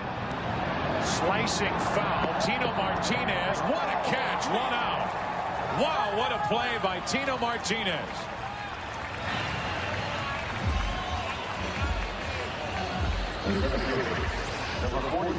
What a play by Martinez. Near the stands, having to come back to his left, checking out the stands. What a set of hands right here. Folks, that's hard to do right there.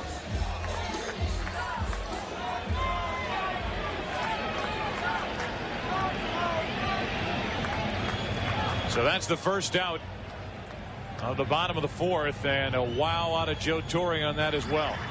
Jay Payton now, who singled his first time up. Ball 1. Got 2 terrific defensive first basemen in the American League. John Olerud with the Seattle Mariners, and Tino Martinez. Tino Martinez is among the best right-handed throwing first basemen that I've seen in some time.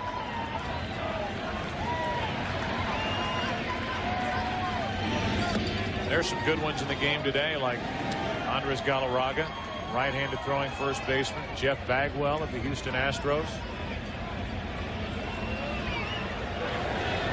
Tino Martinez for these Yankees. Doesn't get a lot of credit for being a good first baseman, but he is. 1 ball, 1 strike on Payton. 1 out, nobody on. Up the middle, a 1-out single, and it almost took Nagel's hat with it. 1 on, 1 out with Bordick coming up. And we go upstairs. This live view of the 2000 Subway Series, courtesy of the Bud One airship. Seen by millions on its ongoing Goodwill Tour. Budweiser, the official beer of Major League Baseball and the World Series. Denny Nagel, 6'3½", and sometimes it does not pay to be tall if you're a pitcher. You'd rather be about 5 inches shorter for this reason. Get down.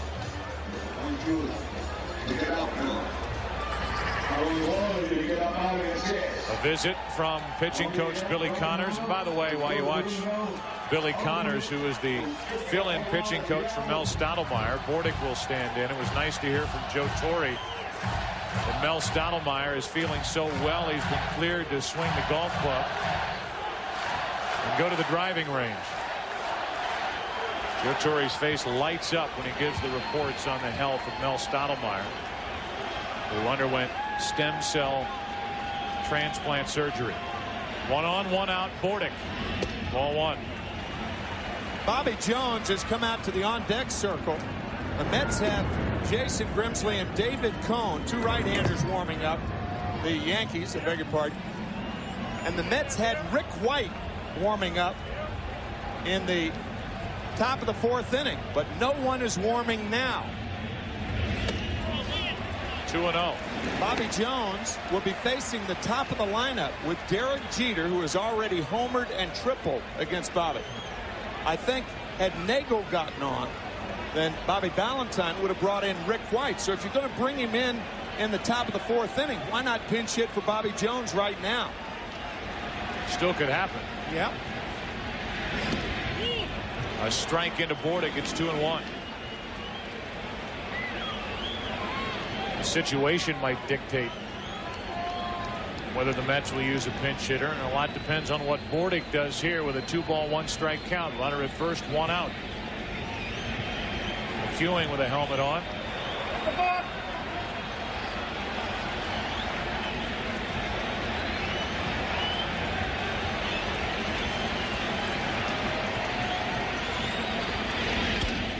Bordick pops it into left.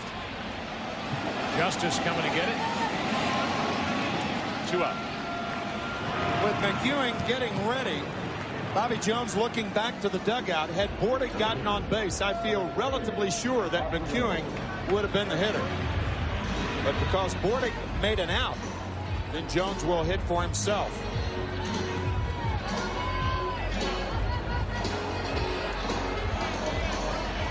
It's funny how an out by your team keeps you in the ball game. That's right. So Bobby Jones will bat.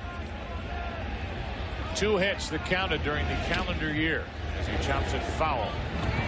Strike 1. This copyrighted telecast presented by authority of the Commissioner of Baseball and may not be reproduced or retransmitted in any form. And the accounts and descriptions of this game may not be disseminated without express written consent of Major League Baseball.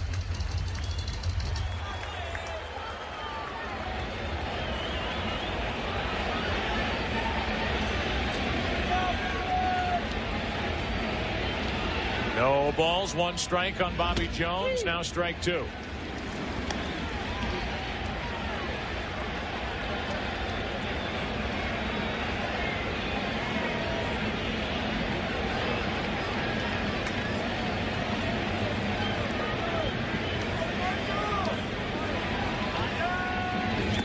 Jones is gone, and so are the Mets. A 1-out single by Payton. The Mets strand their 4th of the night, and as Game 4 goes to the 5th inning, the Yankees lead it by 1. It's 3-2.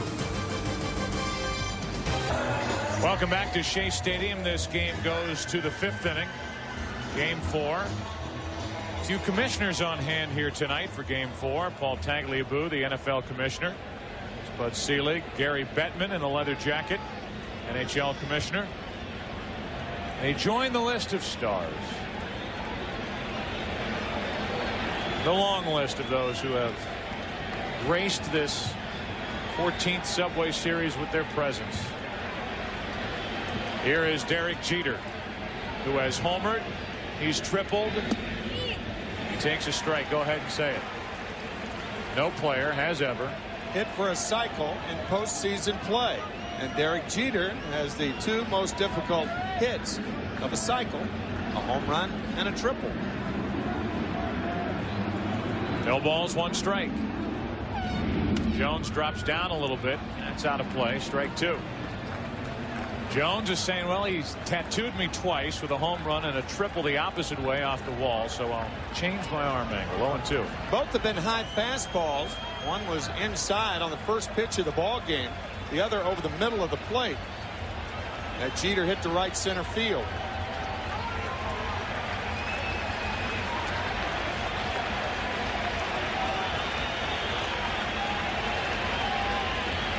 Derek Jeter trying to reach base for the 3rd consecutive time. Ball 1.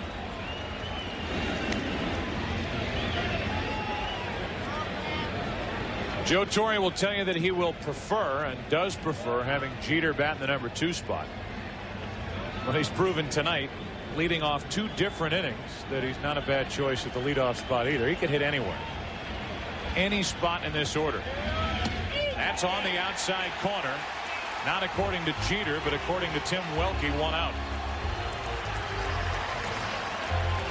Derek thought it was outside, but because Piazza is sitting there, you're going to get that pitch. With a pitcher being that far ahead, 1 ball and 2 strikes, you see Jeter did not agree with home plate umpire Tim Welke. But if a catcher sits there, even though it's off the plate just a hair, you'll get that pitch. Ball 1 now to Soho. In case you're wondering if anybody's come close to a cycle, back in 1968, our good friend Lou Brock came close. Game 4, a double, a triple, and a home run. Did not have the single. 1 ball, no strikes, 1 out, nobody on. Name dropping. Always name dropping. You have to. It's a World Series. I guess so. 2 balls, no strikes. Soho an RBI in this game. His 8th of this postseason. And Bobby Jones is pitching to him like name any one of Yankee stars from years gone by. Being extra careful now. Ball 4, and on 4 straight, the first unintentional walk of the night, and it goes to Luis Soho. 1 on, 1 out. Coming up tonight and every night, it's the 11 p.m. regional sports report on Fox Sports Net. 30 minutes of nightly sports news completely dedicated to local home teams. Check out the 11 p.m. regional sports report nightly, only on Fox Sports Net, on your local cable or satellite provider. If you're Bobby Valentine, you got to be thinking about getting Glendon Rush back up. He was up earlier, and with the left-handed hitters coming up for the Yankees after Bernie Williams, you have Tino Martinez and Paul O'Neill back-to-back. You don't want Jones facing them. You saw him walk in to go warm up before you said that. Come on. Well, that's what promos are for. That's right. When you do that, when you're reading that, I can look at the bullpen. Makes me look good. Now would be the perfect time for Rush. It's like Dick Vitale. They need a TO, baby. While he's watching the coach call for timeout. 1 on, 1 out. Justice, ball 1. Those are little tricks of the non-promo reading trade. That's right. Hey, whatever works, man. You've been around this a lot longer than me.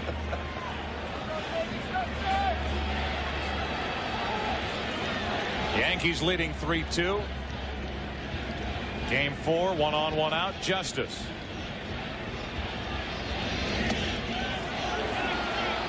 Checked his swing, 2-0. His body swung, but his bat didn't. Good call. No way you're going to send the runner in this situation. A power hitter like Justice, 41 home runs on the year. You want him to choose his pitch and hack. On the outside corner, a good 2-0 pitch to make it 2-1. Again, when you're behind in the count, keep the ball away, particularly from the big guys. Away and down, and hope you get a call. Go to first, and the runner gets back. You've got Bernie Williams on deck. Then Tino Martinez. Then Paul O'Neill. Tim talking about the presence of Glendon Rush out in the bullpen. Jones could be facing his last batter depending on what happens here. 2 balls and a strike. Now 3-1.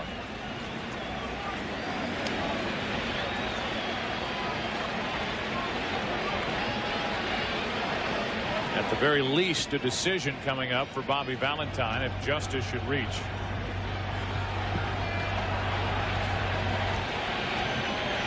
Jones pitching in the 5th inning, up to 74 pitches on the night.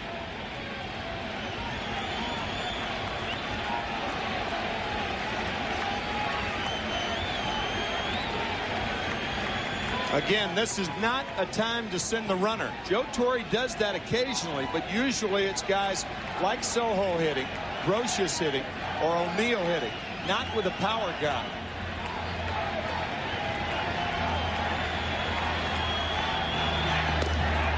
Throw over, and after spinning his wheels, Soho falls back in safely.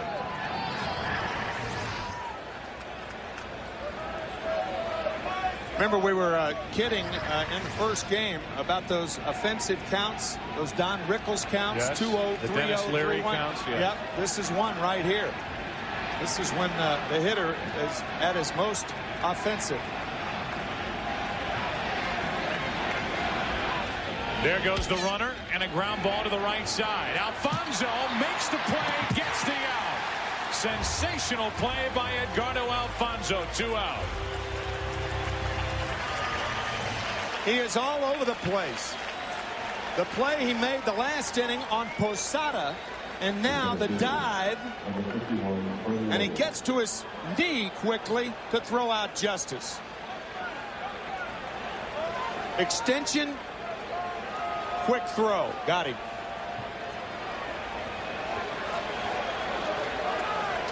If that ball is through there, the Yankees have runners on first and third, and only 1 out. Huge play for the Mets. Every last piece of Rawlings leather used on that play by Edgardo Alfonso. And now with a runner at second, Soho, and 2 out. Bernie Williams, who since game 3 of the '99 World Series, 0 for his last 20 in World Series at bats. Strike 1. He went up there and swung at the first pitch. We mentioned his last at bat that he had not been aggressive. Bernie whacks his helmet, as several major league players are Did you ever apt do that? to do. No. I didn't like getting hit in the head at all with the bat, the ball, or runners. 0-1, the count on Williams.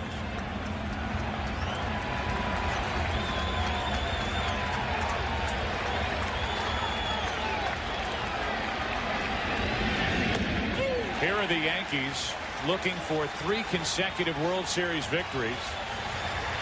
98, 99, 2000, and their cleanup hitter, Bernie Williams. Last RBI during the World Series was game 4 in 1998 against San Diego. A 121 career hitter in the World Series. Runner at second, 2 out, and an 0-2 count on Williams.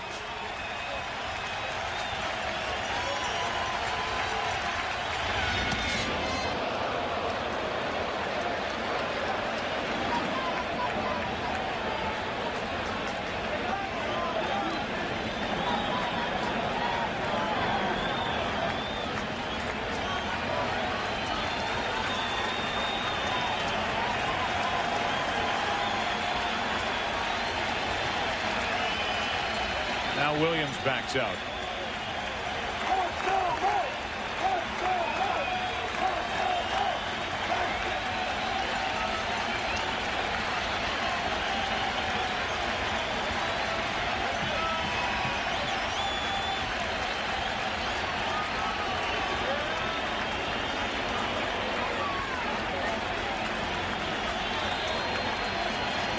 Little game going on between Jones and Williams. Jones waits. Williams steps out. Jones steps off. Now we're ready. A ball and 2 strikes. Still waiting. Bernie Williams says enough. He gets time again.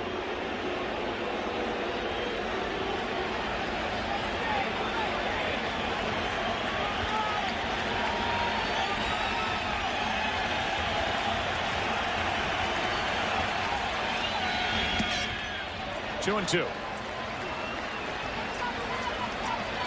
4 fastballs. Tino Martinez on deck. 3 fastballs away and 1 fastball up and in. I would imagine Jones and Piazza will go back outside to Williams. Runner on at second base. As a catcher, you set up as late as you can, but still give your pitcher a good target. Back inside.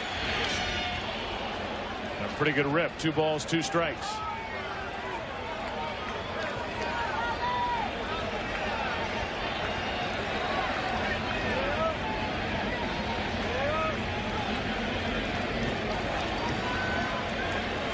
Lee Mazzilli, the first base coach of the Yankees, is a little tired of watching Edgardo Alfonso take hits away from his players. Todd, I'm I'm getting tired of seeing that now. I'm getting tired of seeing that. Every other play. Field's going, I can't hear you. What?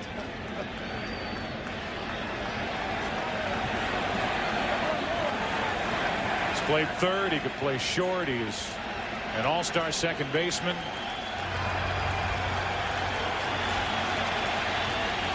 Runner at second, 2 out. 3-2 Yankees, 5th inning. And a 2-2 count on Bernie Williams.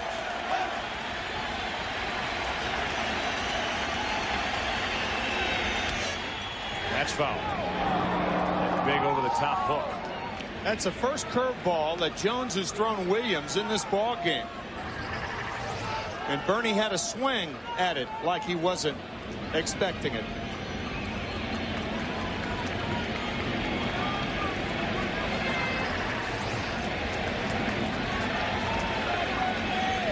Jones trying to figure out a way to get through the top of the 5th.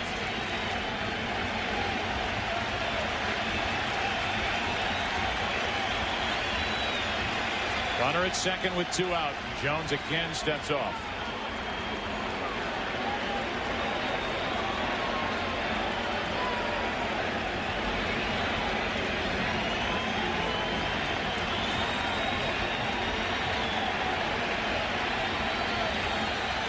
Two to Williams.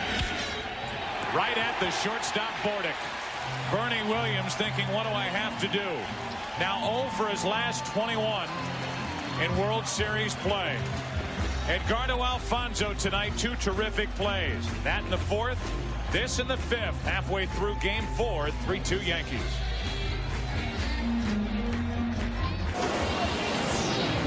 World Series 2000. This is game 4, and we're halfway through game 4. The weather up here, I know I keep saying this, but it's stunning how pleasant it's been. Of October. What a shot that was of the Empire State Building. Timo Perez leads it off, was inching up. One of those slap swings, and he took strike 1. Empire State Building with Met colors and Yankee colors.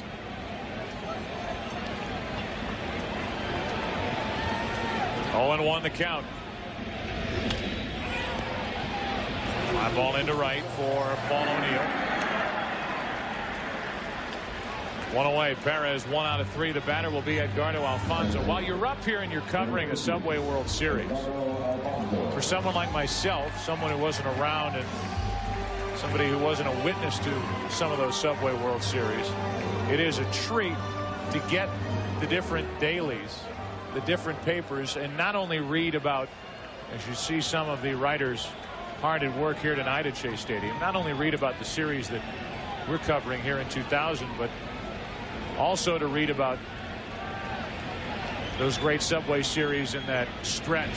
We talked about it during the National League Championship Series from 1947 to 1956, a 10-year span when there were 7 Subway series. The newspapers and the dailies up here were so heavily involved. The energy that just jumped off those pages as Alfonzo pops one down the right field line. O'Neill into the corner. 2 out.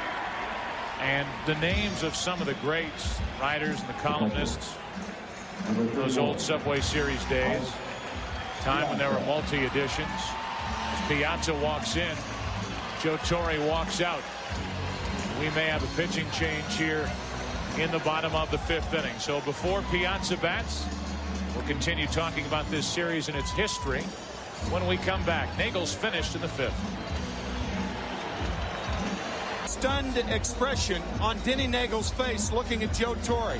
And now I think he looks out at the scoreboard to see if it's an official game. It's not, because he's only worked 4 2/3 innings with the lead.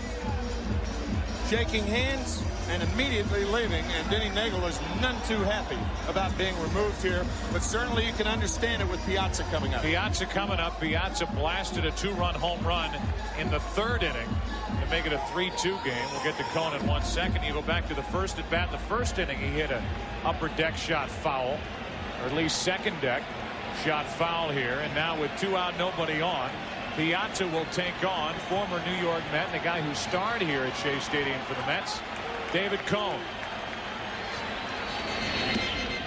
Ball one. 80-48 in his 6 years with the Mets, including 1988 when he was 20-3 with an ERA of 2.22.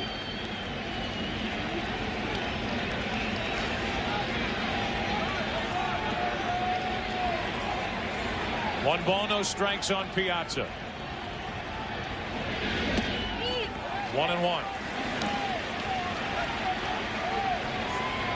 Joe Torre undecided for the first couple of games of this World Series as to who would get the ball to start this fourth game.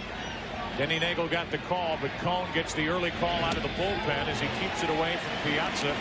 It's 1-2. That's a snapping slider from David Cone. After hitting with the fastball, he gets a tightly spinning slider. And I think Mike Piazza will see that again.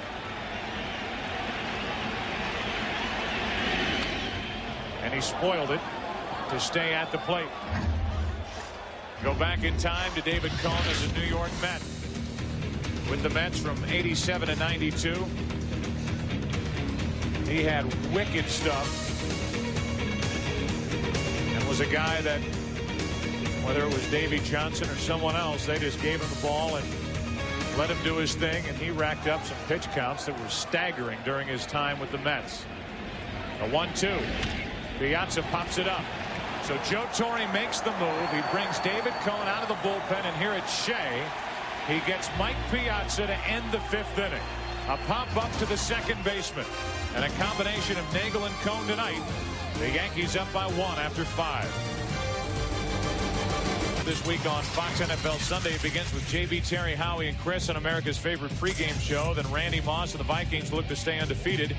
And Warren Sapp and the Buccaneers, their 5th straight loss. Or Isaac Bruce and the Rams look to come back from last week's loss in Kansas City to beat the 49ers for the 4th consecutive time. Our other regional matchups all right here on Fox starting at noon Eastern, 9 Pacific this Sunday. Check your local listings. Check your local bullpen and find that Glendon Rush is the first out of it for the Mets after Jones went 5 innings, 3 runs on 4 hits. It's the lefty Rush to work here in the 6th. Neither manager considering personal records in this situation, nor should they. Joe Torre nor Bobby Valentine. To the left side, tricky hop. Bordick stays with it. 1 out. Martinez is gone. It will be a chess match for the last 4 innings.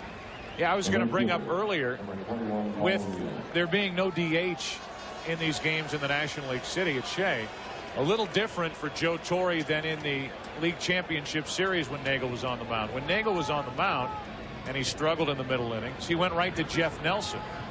But it's a little trickier to do that in these games because the pitcher has to bat. So now the middle relief gets exposed for the Yankees. And we'll see what David Cone does in his role here tonight. He got through the 5th inning. Meanwhile, the Mets have gone to Glendon Rush, and that was the plan. They got 5 solid innings out of Bobby Jones, and now it's Glendon Rush. You can see this comparison of their bullpen. Rivera, Nelson, Stanton, the 3 of them combined in this postseason for 20 games, 25 2/3 innings, and a great ERA. Only 8 games and 8 innings from the rest of the entire bullpen, with an ERA over 5.5. No balls, 1 strike, and O'Neill takes ball 1.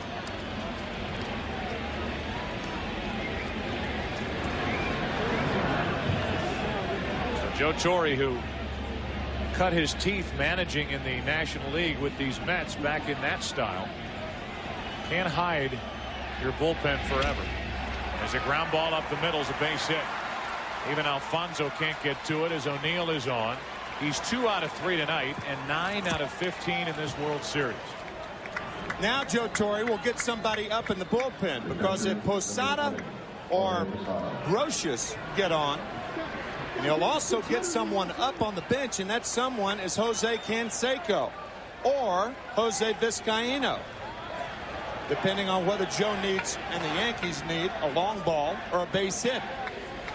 David Cone, who was on this mound for the first time since 1992, thinking, is that it? Is that all I'm going to get? He's also saying, hey, remember, I'm a pretty good hitter.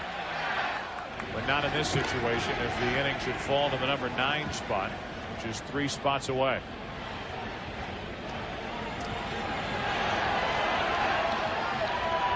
One on, one out. That's Canseco. You might see him for the first time in this postseason here in the 6th inning. No at bats so far.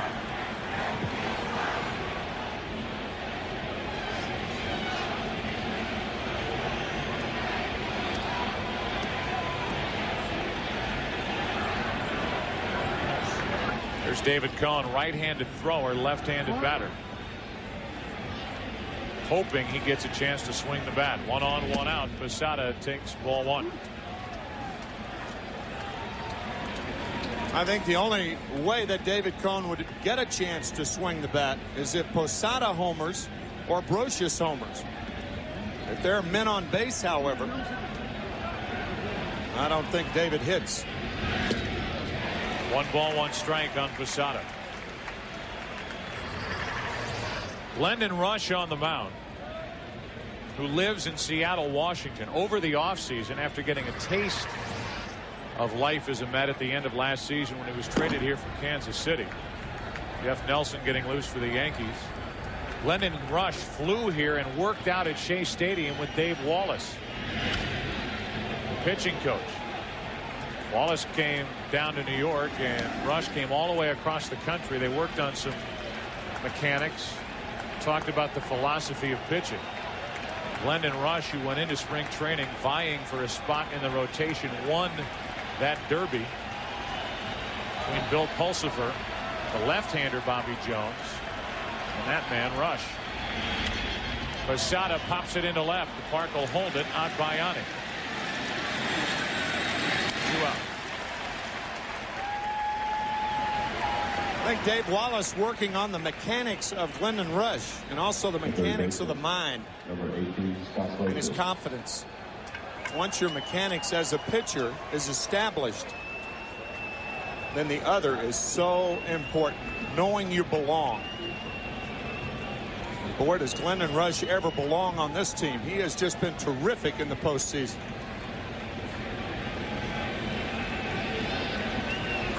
One on, 2 out now, and Brocious bats as Rush checks on O'Neill. We're in the 6th inning and the Yankees lead 3-2. David Cohn, if he goes back out there, will work to Zeal, Ventura, and Agbayani in the bottom of the inning. Base hit through the left side, and that might force the move by Joe Torre. 2 singles, and Cohn is being called back to the dugout. And if he sends up Jose Canseco, Bobby Valentine has no one warming up. He doesn't have Turk Wendell. And I think Joe Torre loves this matchup. If you're Valentine, you at least have to think about bringing in a right-hander to face Canseco. But no one is up in the Met bullpen. And now someone's getting up, but it's too late to get him ready, I think.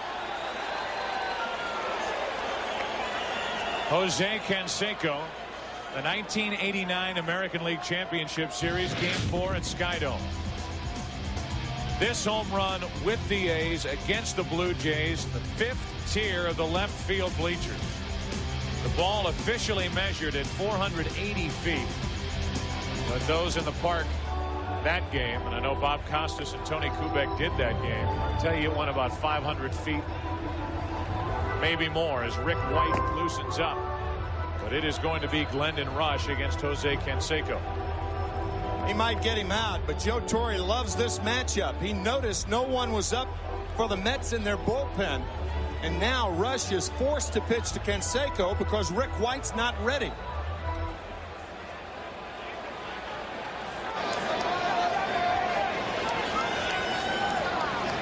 Canseco called on to be a pinch hitter, something he's not used to. Valentine trying to get Mike Piazza's attention. Now he looks over. Canseco 3rd on the home run list among active players. Former Bash brother Mark McGwire at the top of that list. McGwire ended this season as a pinch hitter. 2 on, 2 out, and Canseco takes ball 1. Canseco, for a big guy, for a home run hitter, has a very good eye. He's a better low ball hitter at this stage of his career because you don't need as quick a bat on the low pitch as you do the high pitch. Looks like he's up there taking a strike, and it's 1-1. Canseco, in case you're wondering, 5 out of 31 in his career as a pinch hitter. And in his career against Glendon Rush, 2 out of 7 with no home runs.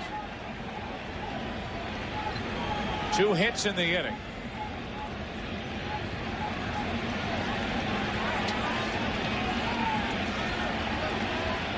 Two on, 2 out, and Rush steps off.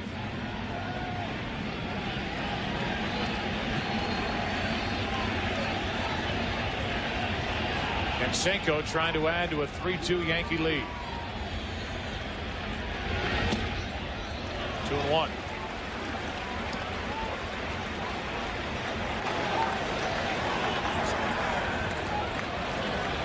Runners on. O'Neill and Brocious with Jeter, who's already 2 out of 3 tonight next. But it's Rush and Canseco.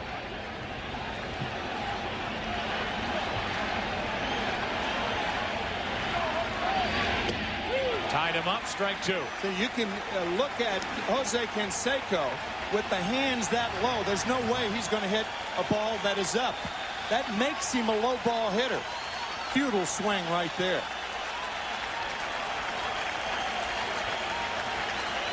Overpowered a powerful man.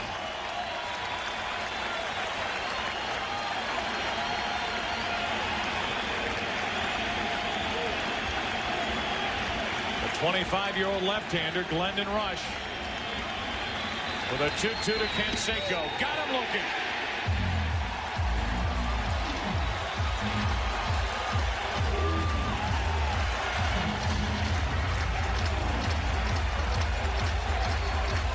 Glendon Rush got the Mets out of the top of the 6th inning by getting Canseco looking.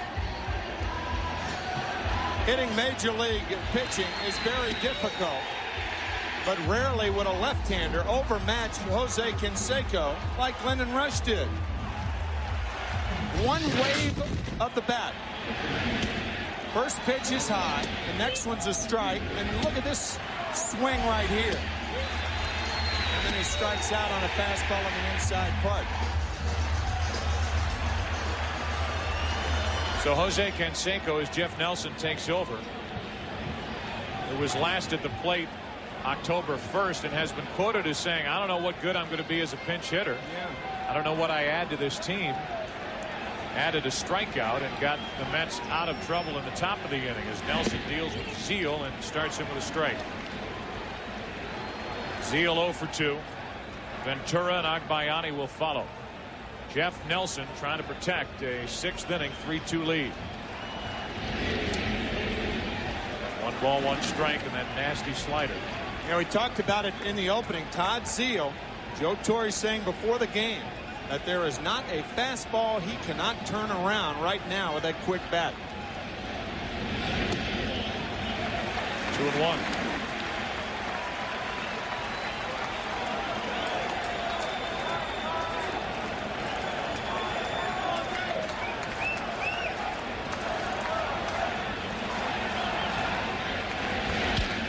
Up the middle, base hit. Leadoff man is on for the Mets in the 6th.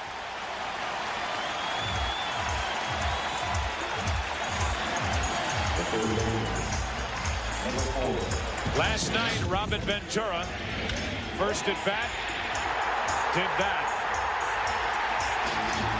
against El Duque. Tonight, Ventura is 0 for 2.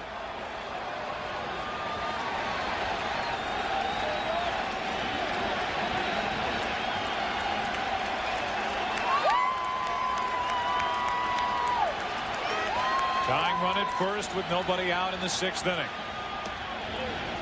Strike 1. Certainly had to come into this game with a matchup of Nagel and Jones expecting more offense, but both pitched relatively well, and it's a 3-2 game in the 6th. 1 ball, 1 strike. That's a situation where Jeff Nelson is using a slide move when he doesn't need to. Todd Zeile is not a fast runner at first base, and that's one of the criticisms of Nelson with runners on base. He worries too much about the runners and not enough about the hitters, and here he is throwing over to first base. Two reasons why Zeile won't run. He doesn't steal bases, and there's a big hole on the right side of the infield for the left-handed batter Ventura. Right. They could start the runner in a hit and run, but that's a different story. 1 ball, 1 strike. On the inside corner, strike 2.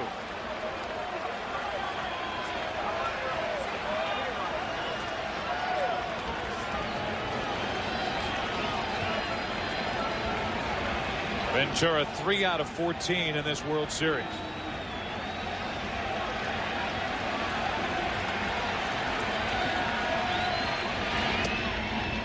Two and two. Here it is. Instead of the high leg kick, Jeff Nelson, a big guy, does not pick the left foot up that far and slides it home. And what that does, it doesn't affect his control, but it does affect his power.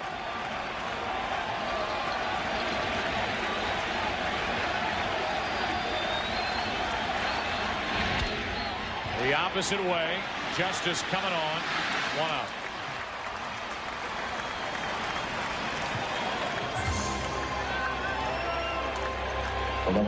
So Nelson gives up the hit to the right-handed hitting Zeile, but gets the lefty Ventura, and here's Agbayani.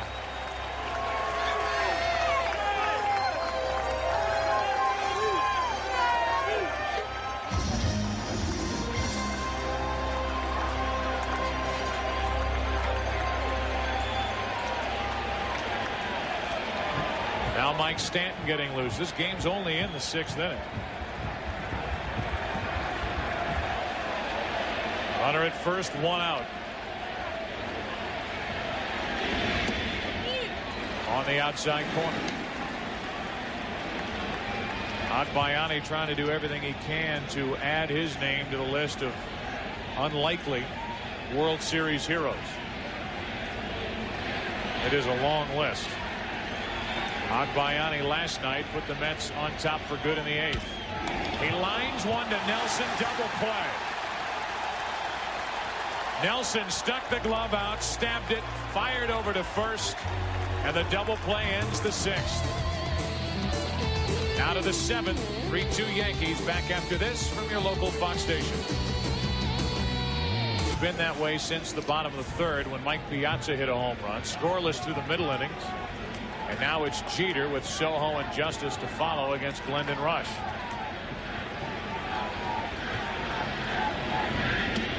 Ball 1. First pitch outside, no surprise. What the outfield of the Mets is doing, they're giving Derek Jeter the left field line.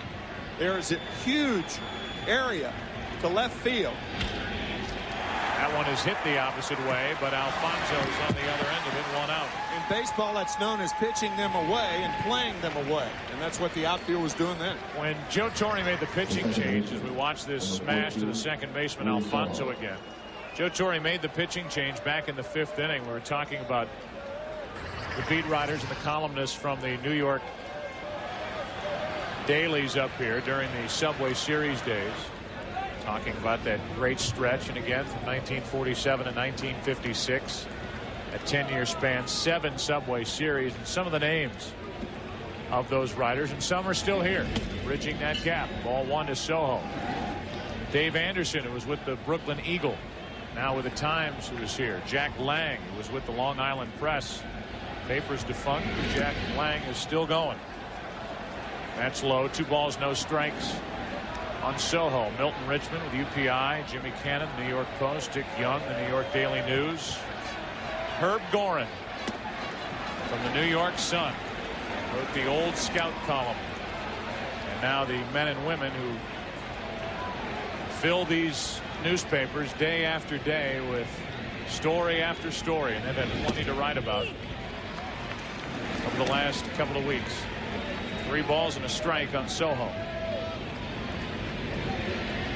1 out, nobody on. Opposite way base hit for Soho. 1 on, 1 out.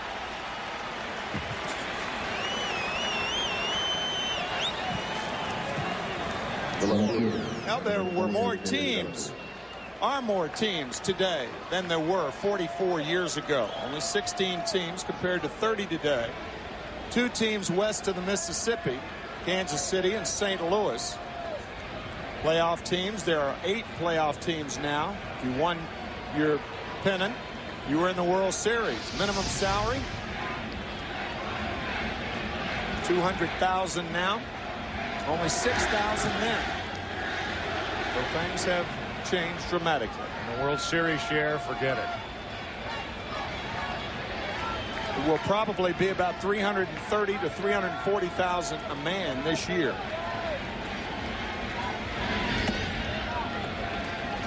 That's ball 1 to Justice.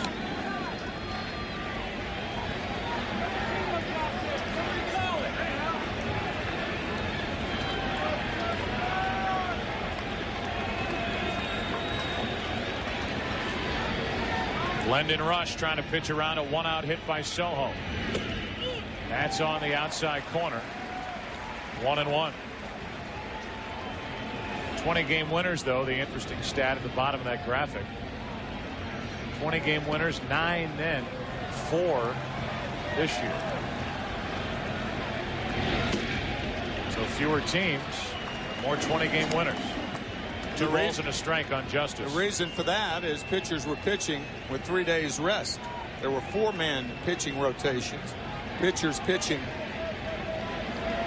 38 starts, 37 starts. Now it's more like 32 or 33 starts. There were more opportunities to win 20 games then. 3 balls and a strike. Hit on the other side with the watered down nature with more teams. The talent level, you can make the case that those pitchers were facing better competition on a more routine basis.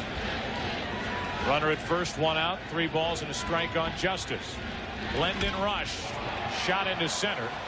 Right at Payton, 2 out. That was a seed hit to center field. Jay Payton playing David Justice perfectly. Shading a little toward left center. Hardly had to move for that rope. Here's Bernie Williams. 0 for his last 21 in World Series at bats. Last time up with the runner on. Soho at second base. He lined out to short. He also fly to center, and now he bats right-handed against the lefty Rush.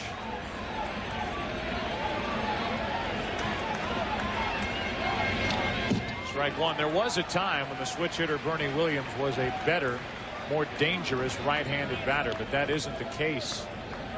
The last couple of years he has been more productive, especially power-wise and RBI-wise, batting lefty. His first 6 years, from 1991 through 1997, he was a much better right-handed hitter, about 45 points better. 0-2 from Rush. But now it's changed. He's a better left-handed hitter. Career numbers, and that's against right-handed pitching.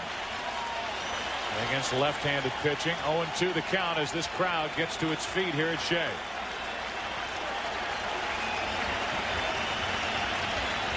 Soho takes off. Throw down by Piazza's too late. It sails into center, but Soho will stay put. And the stolen base for Luis is his first of the postseason. What a jump. The jump was so good.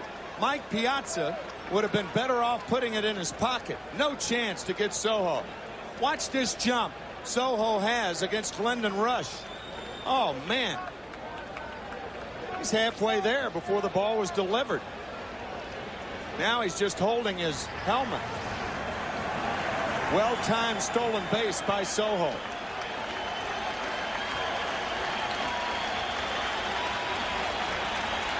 One ball, 2 strikes on Williams. An RBI chance for Bernie with a runner at second, 2 out.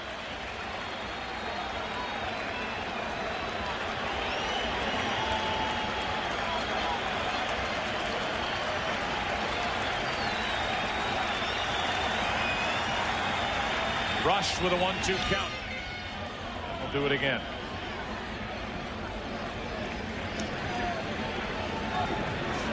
Tino Martinez waits to hit next.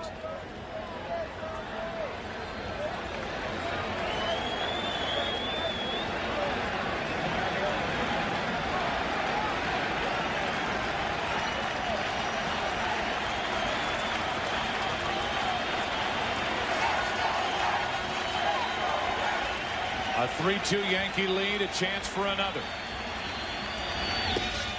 2-2.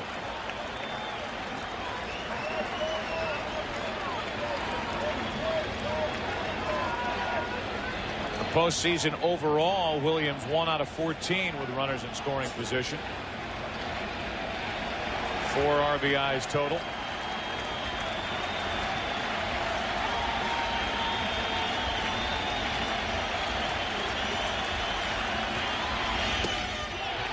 Full count.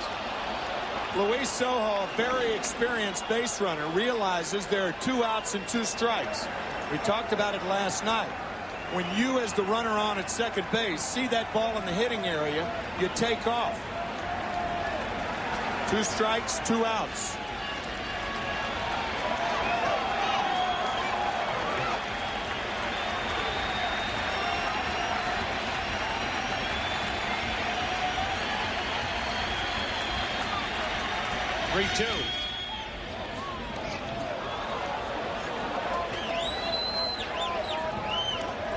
The Mets in the bottom of the 7th inning will have the bottom of their order, including Rush, who will bat 3rd. So this is it for Glendon Rush here in the top of the 7th.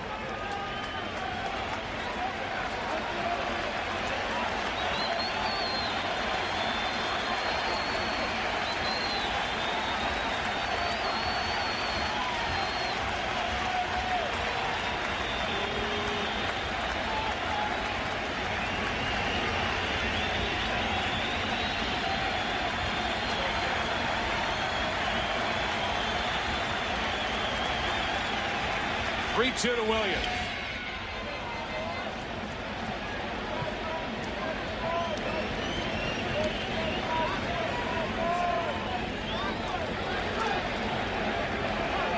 Big run sitting out there for the Yankees. A 1-out hit by Sojo. He stole second during this at bat. He's out there with 2 out.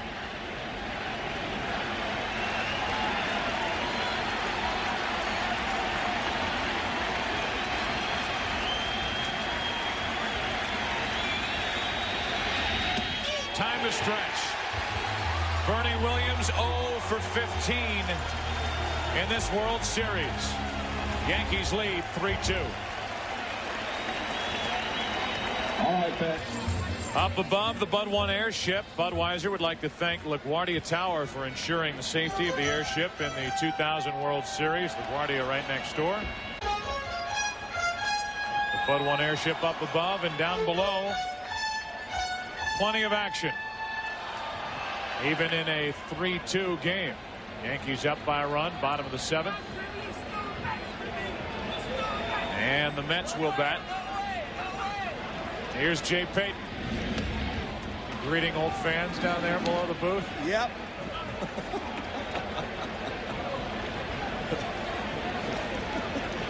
Nothing in 1 on Payton is John Franco. Last night's winner for the Mets. Gets loose. I worked here for 16 years. I know a lot of these people by first name basis. Come on. Strike 2 on Payton. Lenny Harris on deck. Appears he will hit for Bordick. And then either Franco or Hamilton, depending on who's on the mound for the Yankees. If it's still Nelson, would hit for Rush. 1 and 2.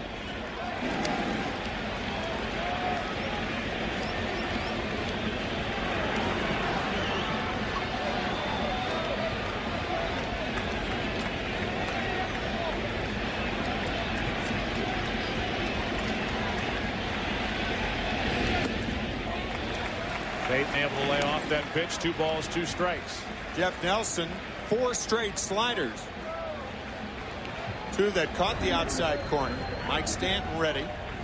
Be interesting to see which way Joe Torre goes. Remember Mariano Rivera can go 2 innings tonight. Now the count's full. It was 0-2. So Joe Torre is not at all worried about using 2 pitchers in this inning, Nelson and Stanton. And he's in a spot now, Tim, where he only needed Cone for a third of an inning the way the game unfolded. And that middle relief still has been rather silent in this World Series. Meanwhile, Jay Payton has battled back from an 0-2 count to a full count.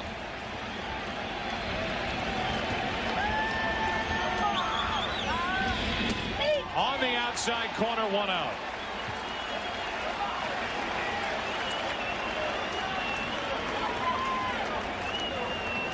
The sequences are easy when they're all the same pitch. 2 sliders for strikes. A wider slider. A still wider slider. Another slider. 6 straight sliders. Gets Jay Payton. So Payton is gone, and now Lenny Harris will bat for Bordick, who was 0 for 2 while he was in there. Harris was the starter, the DH in Game 2 at Yankee Stadium, and went 0 for 4. Strike 1. See Lee Mazzilli moving Bernie Williams back. Bernie Williams was in, and Mazzilli wants a more of a no doubles defense right now. They're playing no doubles in right and left, but Bernie Williams, Mazzilli thinks, is too shallow.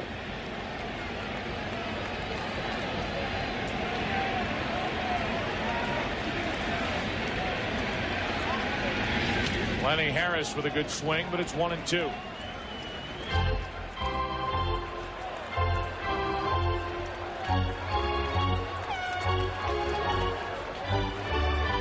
Lenny Harris, a weapon off the bench for any manager he has played for over the years. 130 pinch hits he's put together. Number 4 on the all-time list. Manny Mota at the top of that list. 1 ball, 2 strikes, and that stayed up and away. 2-2.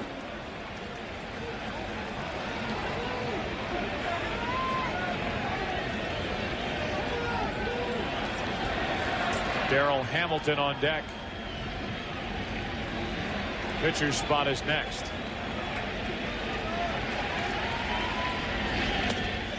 Up and away again. 3-2.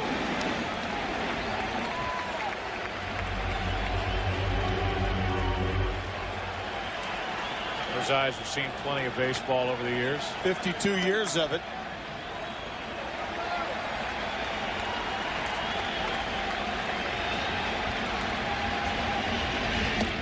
A 1-out walk, and Harris had to work to get it.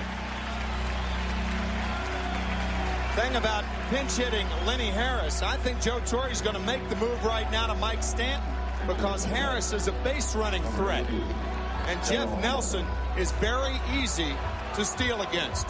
On top of that, you've got the lefty Hamilton announced as the pinch hitter. It wouldn't surprise anybody if Bubba Trammell's standing at the plate when we come back to Shea. 1 on, 1 out in the 7th.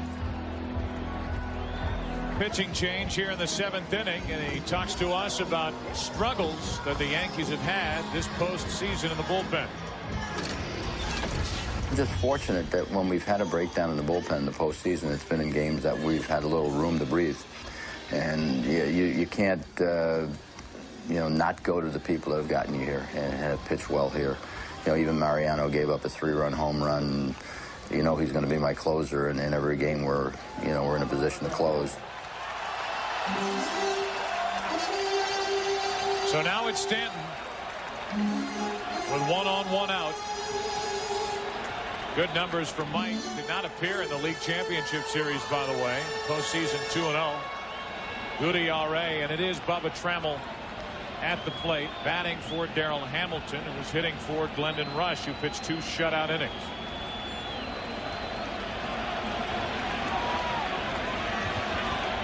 And Kurt Abbott on deck with Perez, the scheduled hitter.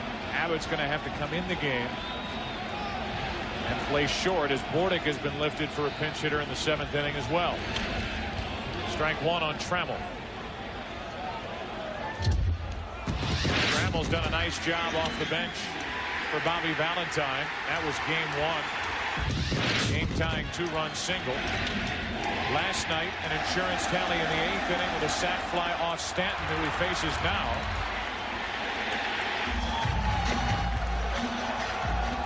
And here's Trammell in game 4 with the tying run at first, 1 out in the 7th inning. Yankees would love another sacrifice fly right now with nobody on third. Right. That's also known as out number 2, right, with the runner returning to first.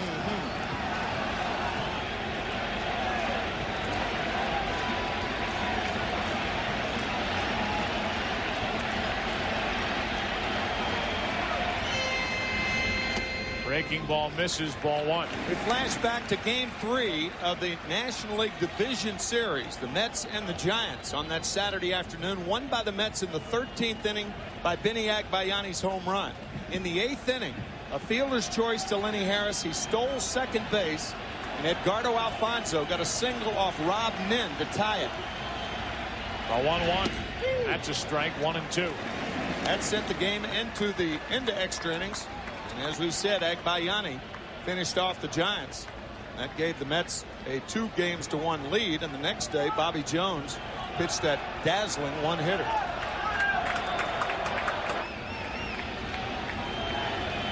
It's Harris on at first here in game 4 of the World Series with 1 out.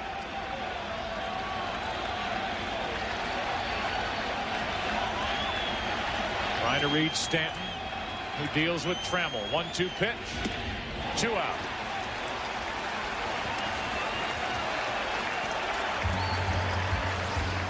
So what Joe Torre did, he neutralized the running game, got Hamilton out of the game, and Stanton gets Trammell with a high fastball out of the strike zone.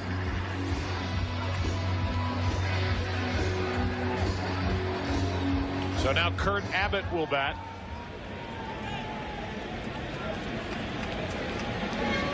That means 4 bench players have been used by Bobby Valentine in this 7th inning. First Harris, then Hamilton, Trammell, and now Abbott. Yeah, Trammell stays in the game and goes to right. Abbott stays in the game and goes to short. Strike 1 on Abbott. Abbott does have a double in the series. He doubled over Paul O'Neill's head at Yankee Stadium. O'Neill now is deep in right field, and he well should be.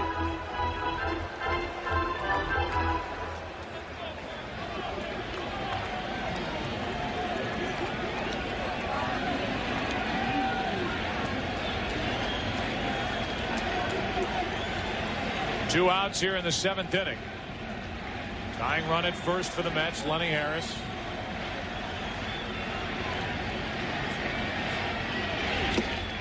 And that's just blown by Kurt Abbott. 93 miles per hour, and Stanton is still throwing hard. Well, in that first game, the game that went 12 innings, won by the Yankees 4-3, Stanton retired all 6 Mets to face him with 3 strikeouts. And tonight, he's throwing just as hard. Matt Franco left on the bench for Bobby Valentine, along with Joe McEwing and Todd Pratt.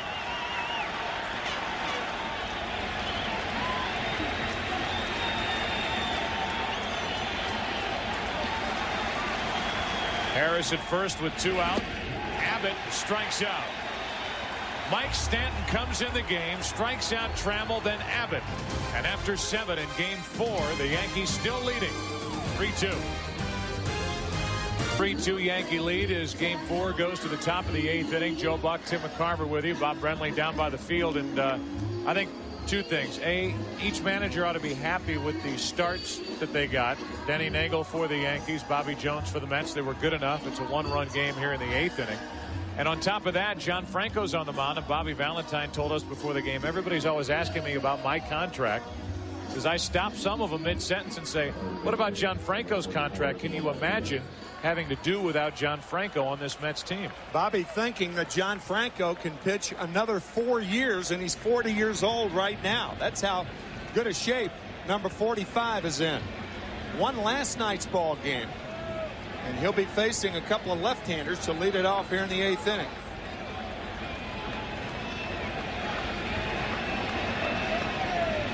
Couple of defensive changes that were anticipated as Tino Martinez takes the ball up and in. Bubba Trammell stays in the game. He's in right field. And then it's short after the Mets lifted Bordick for the pinch hitter. It's Kurt Abbott. Top of the 8th inning. Yankees batting. They lead 3-2, and a base hit through the right side for Tino Martinez. 2 out of 4 tonight, and 8 out of 16 in this World Series.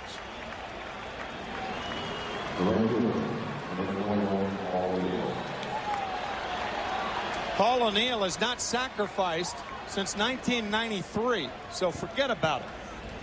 Forget about it, as they say in the area.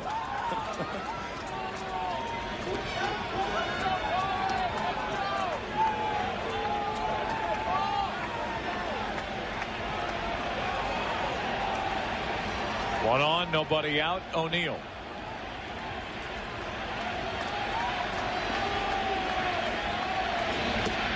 Strike one. John Franco became the second oldest player to win a World Series game last night. Dolph Luque in 1933.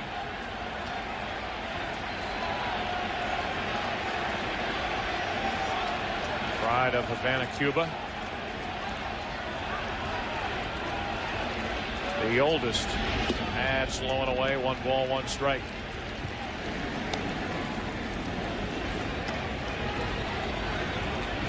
Jorge Posada waits to hit next.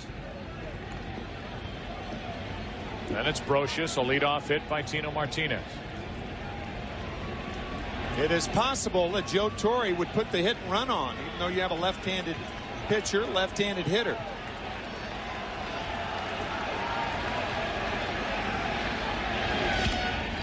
Might be 2. Zeal. Abbott in the middle. Franco on the other end. Double play. 3-6-1. 2 out. The most difficult double play, particularly with the left-handed pitcher, because he's falling toward third. What did Bobby Valentine say toward the end of our conversation today? John Franco is an excellent fielder, and he proves it again right here.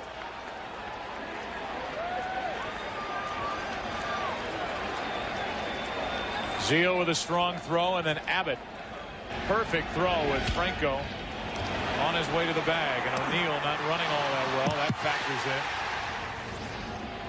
2 out, nobody on, and the batter is Posada, who is 0 for 2 with an intentional walk. Strike 1. At slide at second, Tino Martinez getting down because Kurt Abbott made him get down. A lot of shortstops, in order to prevent being taken out, will drop down on the runner. Watch Abbott right from down there to make him get down. Nicely turned double play. Strike 2 on Posada.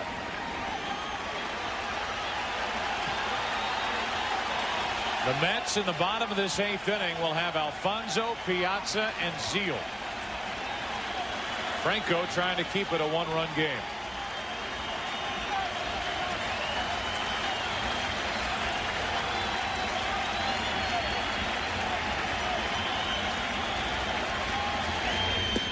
Inning over. The big bats coming up for the Mets. They trail the Yankees by 1. Tonight, inside the Bud 1 airship, flying overhead tonight to bring you beautiful live shots of Shea Stadium and New York. Budweiser, the official beer of Major League Baseball, and the 2000 Subway Series. This Sunday morning, we're bringing the tailgate party to you with NFL This Morning on Fox Sports Net. A full 2 hours of morning madness to get you ready for kickoff.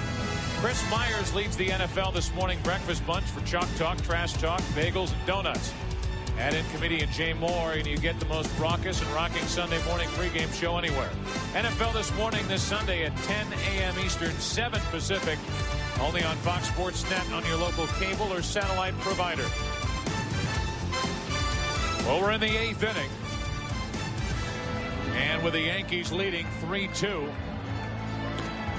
they turn it over to their best in the bullpen.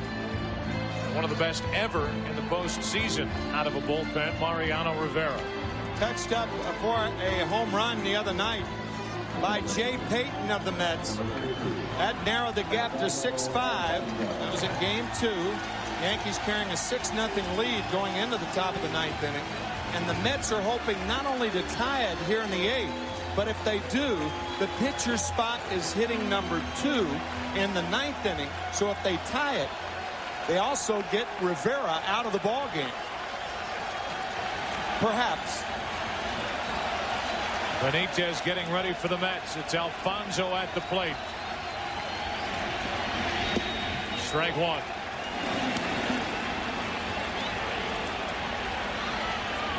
Alfonso tonight 0 for 2 with a walk. 2 out of 15 in this World Series.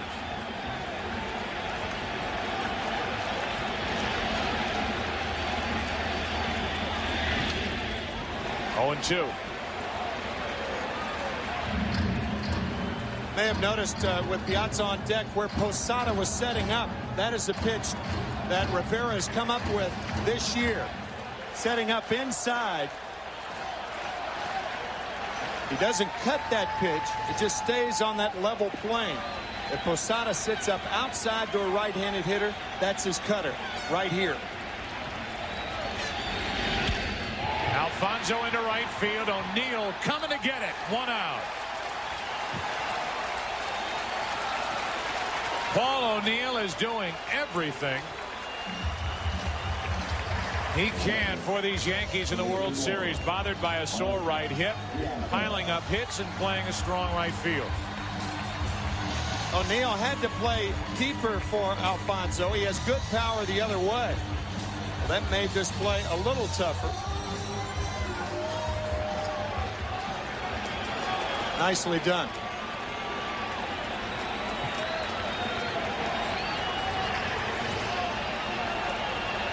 Now a battle between Rivera and Piazza. Strike 1.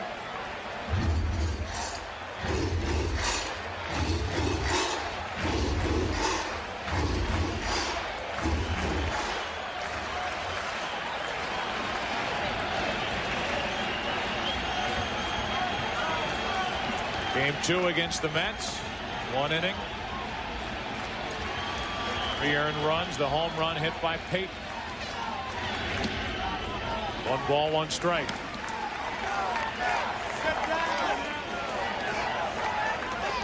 Nagel started, got into the 5th. Cone finished the 5th. Nelson, Stanton. Now Rivera.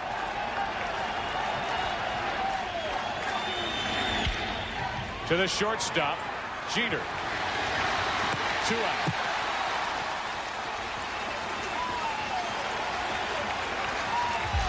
There are many more Yankee fans at Shea Stadium than there were Met fans at Yankee Stadium. Clear from the applause.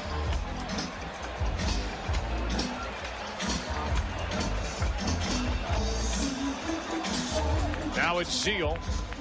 There's 1 out of 3. Talked about it in the opening, saying that Joe Torre told us that the Yankees did not have a pitcher who had a fastball that Zeal couldn't turn around. Well, we'll see.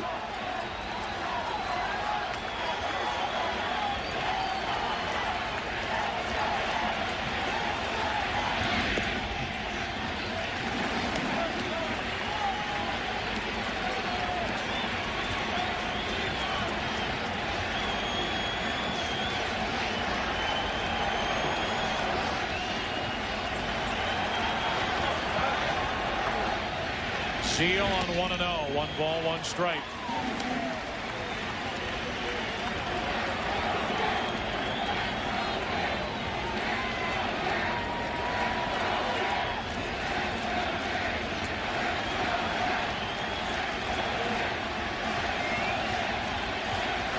Two out, nobody on. 2 big threats erased by Rivera. Alfonso, then Piazza. 2 balls and a strike on Zeal.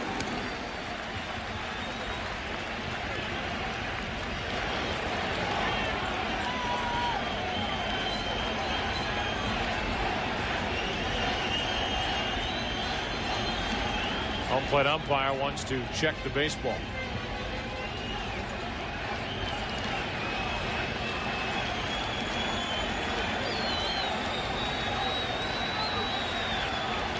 Yankees leading this series 2-1. Leading this game 4 in the 8th inning, 3-2. Into left field, another hit for Zeal. He's on with 2 out. And that'll bring Ventura to the plate.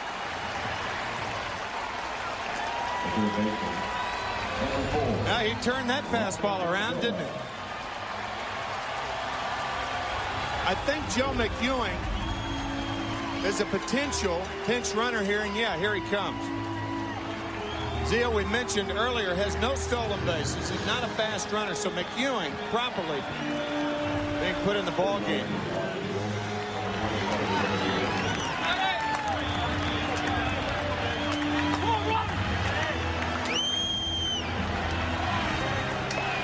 Well, we came on the air tonight talking about Paul O'Neill, who's 2 out of 4 and just made a sliding catch out and right, and Todd Zeal, who's 2 out of 4 and gives the Mets hope here in the 8th inning. Now it's Ventura. And a pop-up on the infield. Jeter waits for it. And game 4 goes to the 9th. The Yankee relief corps tonight. Cone, Nelson, Stanton. And now Rivera. 9th inning. 3-2 Yankees. Back at Shea Stadium, Subway Series, World Series continues, and after the game, it's your late local news, or for those of you that want more post-game coverage, tune to Fox Sports Net on your local cable or satellite provider. Armando Benitez in the game for the Mets, trying to keep it close. It's 3-2 Yankees, 9th inning. And Brocious takes ball 1 up and in. Matt Franco is into the game at first. Franco will bat 8th. Pitcher Benitez will bat 4th in the spot vacated by Zeal and McEwing. 1 ball, 1 strike.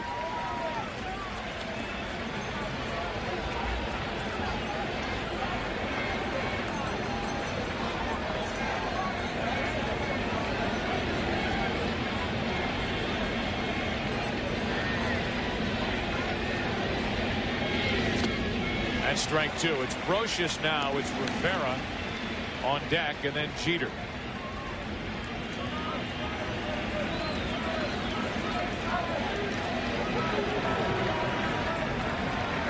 Smile from Rivera, who doesn't get a chance to swing the bat often.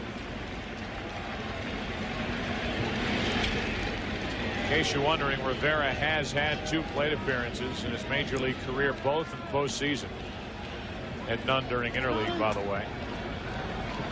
Last was game 4 of the 1999 World Series.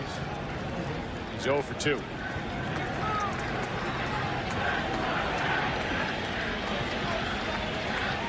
But it's Brocious now. It's a 2-2 count.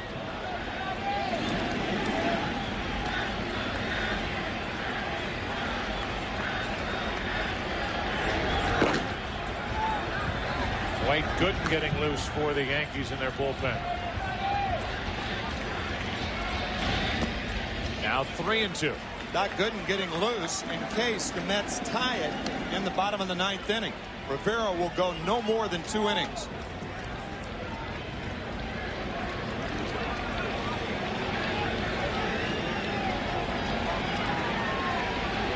Armando Benitez had Brocious set up, and now he's lost that edge. 3 balls, 2 strikes. That's out of play.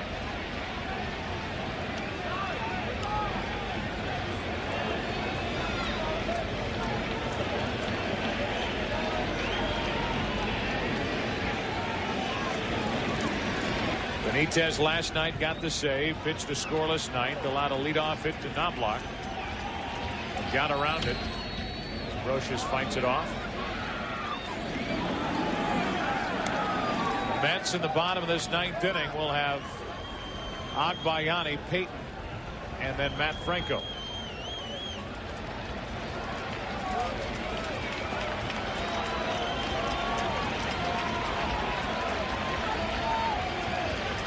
3-2.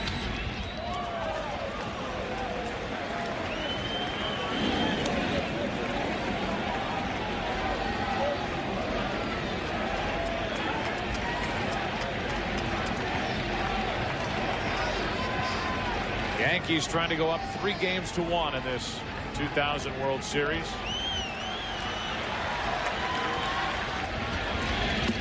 A leadoff walk. Good at bat by Brocious, battling Benitez, and after fouling pitches away, he draws a leadoff walk, and that allows Rivera the chance to bunt. Rivera will be bunting even with 2 strikes on him.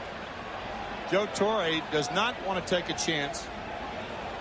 If you're the infielders, you can pinch, particularly the third baseman. Robin Ventura will be breathing down his neck. But he swings away and pops it into right. 1 out. When you swing away and you hit it on the trademark, then you do what the Mets want you to do.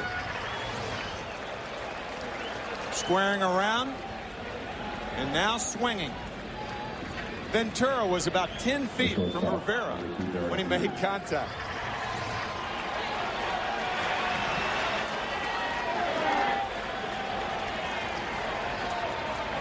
Jeter now, who's 2 out of 4. Started this night with a home run on the first pitch. And the leadoff triple in the third. He scored a run on a ground ball to the right side by Luis Sojo.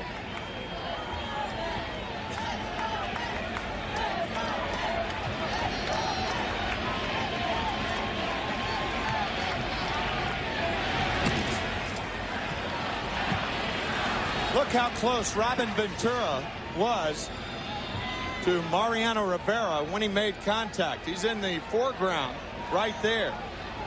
Fortunately for Ventura and the Mets, he had a harmless fly ball the other way. The opposite way off the bat of Jeter. Trammell coming on, and he drops it. Brocious will stop at second. It's 2 on, 1 out. Trammell may have lost that ball in the lights. Maybe. It was low enough, and outfielders here had a difficult time. It didn't appear, however, from that miss that the lights affected it. Just off the heel of the glove. Should be an error.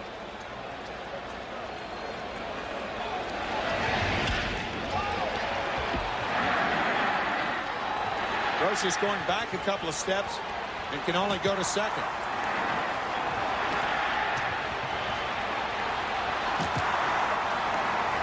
It's an error on Trammell.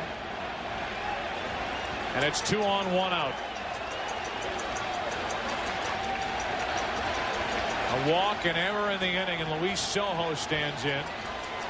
With runners at first and second, 1 out. Strike 1.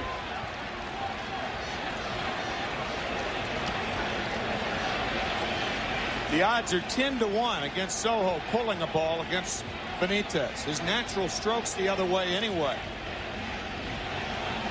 He will pepper that hole between first and second with regularity.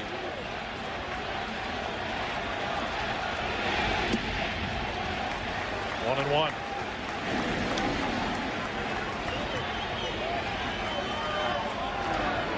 I think Edgardo Alfonso just said that if a ball's hit back to him, that Kurt Abbott would cover, because Alfonso's going to protect or at least lean a little to his left, knowing Sojo, a fellow Venezuelan, hits it that way.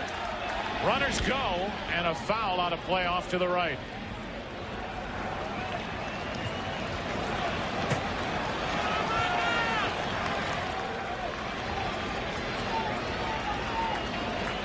Joe Torre trying to get a little action on the bases, and Sojo on a hit and run fouled it off to the right side. Now Sojo set up at 1 and 2.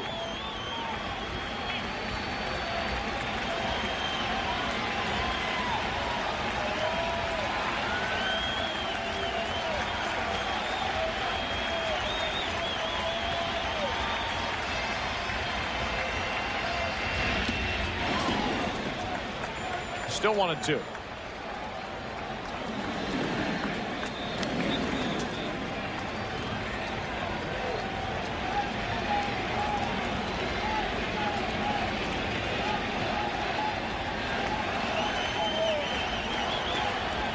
Soho with an RBI tonight, and right now it's the difference in the game. He made it 3-0 with an RBI ground out in the third.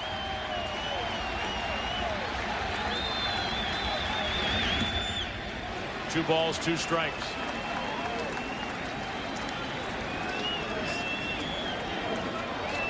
Key pitch right here. If Benitez doesn't click with the 2-2 pitch, that means with 1 out and 2 on, the runners will be off. 3-2.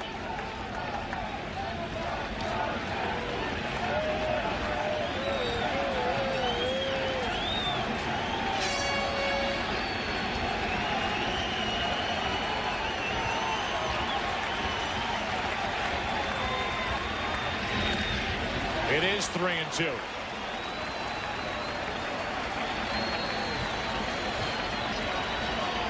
David Justice on deck. Armando Benitez bothered with a problem in his right knee. He's had the right knee drained with fluid on the knee. There's an arthritic condition in there, and we talk about it with hitters. It's the case with Mark McGwire at the plate. Tendonitis, severe tendonitis in his right knee. It's the foundation. Same for Piazza, who's catching. Benitez, who drives off that back leg, is not totally healthy, and it's showing here in the postseason. The 3-2 to Soho. Runners go, and a ground ball to second. Alfonso has only one play. Out at first, and it's second and third, 2 out.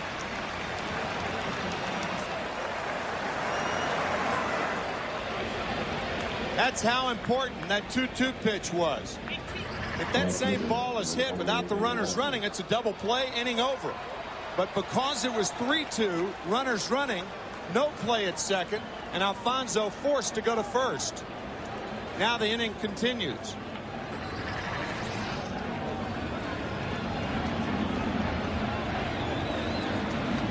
David Justice stands in, hitless on the night, only 2 out of 14 in the World Series.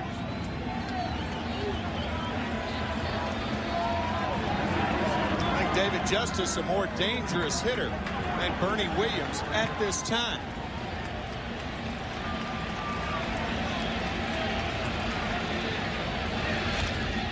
That's foul.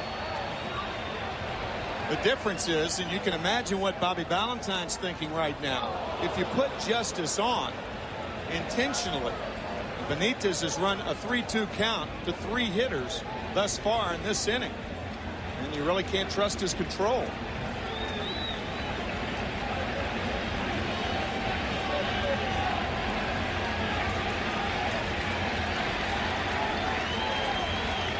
Second and third, 2 out, no balls, 1 strike, 1-1. Again, the Mets in the bottom of this 9th inning, facing Rivera. Will have Agbayani, Payton, and Matt Franco. Anybody gets on, Bubba Trammell, who's hitting in the number 9 spot. Trammell's error figures in now. Second and third, 2 out. A 2-ball, 1 strike count on Justice. And he runs this inning now would be unearned. That's of little significance in the grand scheme of things, the big picture for Benitez, who's trying to pitch back-to-back scoreless 9th innings. Benitez got Justice to end the game last night with a pop-up. Tries to get Justice to end the top of the 9th inning here with second and third, 2 out. Into right field, pretty well hit. Trammell near the track and now on it, puts it away. Trammell didn't see that ball initially. Got a late break, but went back to put it away. Agbayani, Payton, Franco coming up for the Mets, down by 1. It's a 3-2 ball game, and you may remember back in the 3rd inning, we talked about it with Derek Jeter on third base. 1 ball and 2 strikes to Luis Soho. We talked about moving the right side of the infield in. Soho, had the infield been in, Derek Jeter doesn't score. David Justice, the next hitter, tapped toward first, and then Bernie Williams made the last out, flying to center. Had they played it that way, they don't score. Not an egregious error, but an error nonetheless. Minuscule in the difference between this game right now. Here's Agbayani. Mets down by a run. Facing Mariano Rivera.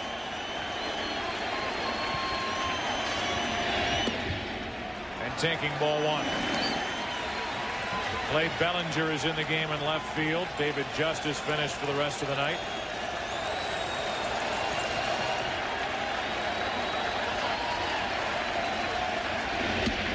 One ball, one strike.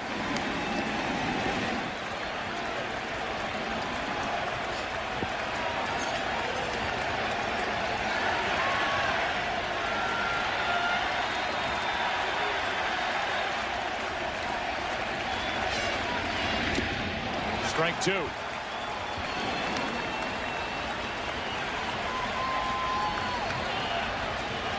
Jay Payton, who homered off Rivera in game two next.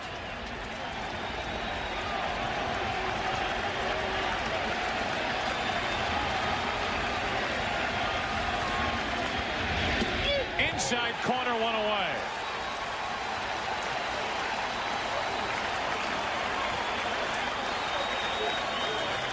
Mariano Rivera came up with that pitch to prevent right-handers from leaning out over the plate. With the count 1-2, he freezes Agbayani on that inside fastball.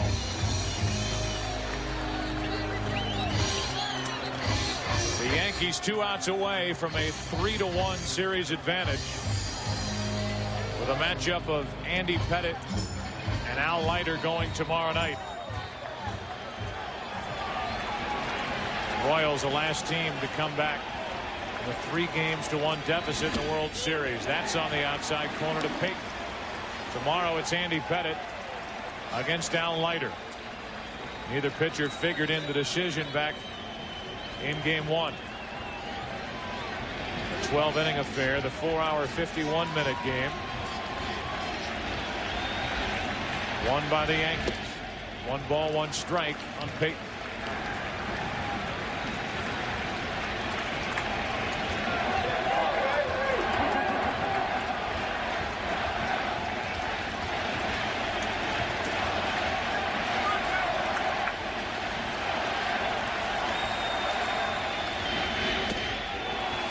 Strike two.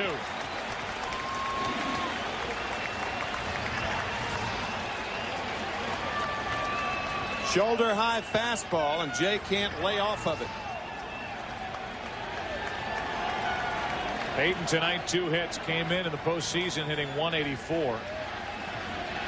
5 out of 16 in this World Series. A 1-2 from Rivera. 2-2.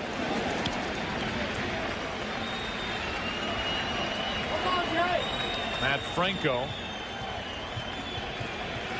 who took over in that double switch when the Mets brought in Benitez, is on deck.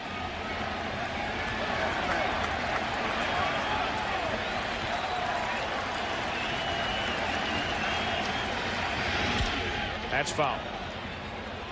Similar to the swing that he took in game 2 when he homered the opposite way. That swing in game 2 was on a fastball down about 6 inches. This one up around the letters. It is so hard to get on top of that Rivera fastball. Ball is on top of you in no time.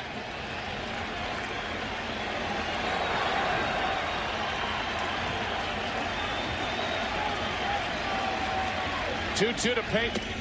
Full count.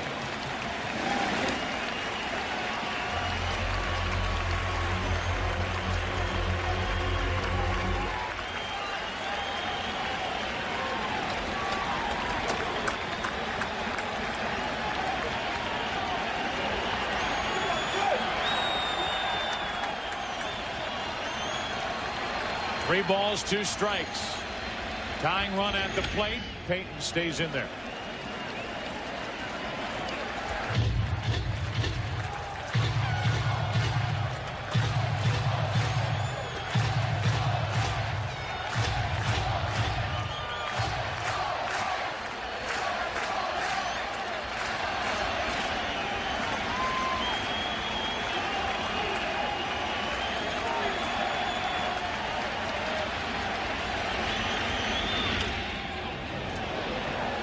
Up and out of the strike zone and up and out of play off to the right. Still 3-2.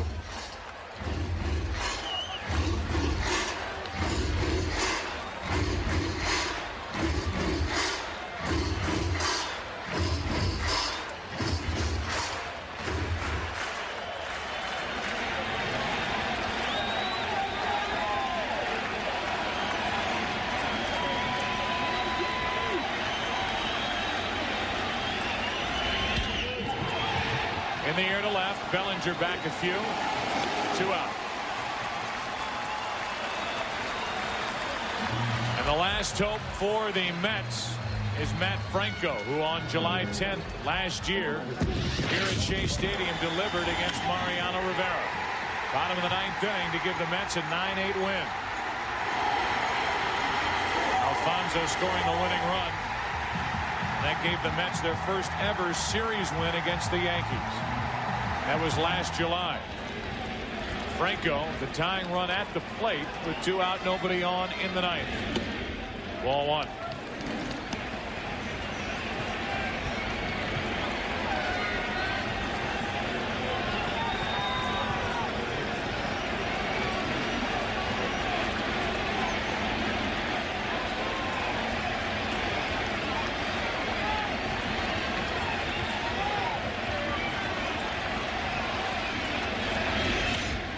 That's foul.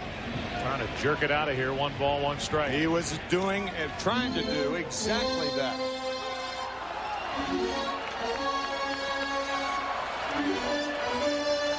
"16 consecutive postseason save opportunities converted by Mariano Rivera." A 1-1 to Matt Franco. The Yankees are 1 strike away from a 3-1 series advantage.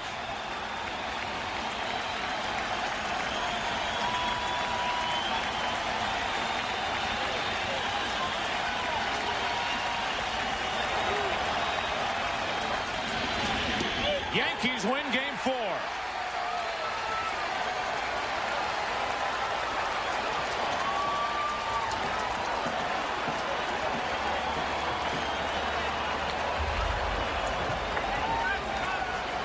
A matchup tonight at the start of Denny Nagel against Bobby Jones. 2 who had struggled in the league championship series. They pitched well enough. Another 1-run affair. That means that of the 4 games of this World Series, the games have been decided by a total of 5 runs. All 3 Yankee wins have been 1-run victories. And as it stands, they can clinch their 26th World Championship tomorrow night behind Andy Pettitte. He'll take on Al Leiter in that game at 8 Eastern here on Fox. The Merrill Lynch play of the game happened just as we were settling into this game 4. First pitch of the night from Bobby Jones. Onto the bat of Derek Jeter and into the bleachers. And a 1-0 Yankee lead. They led throughout.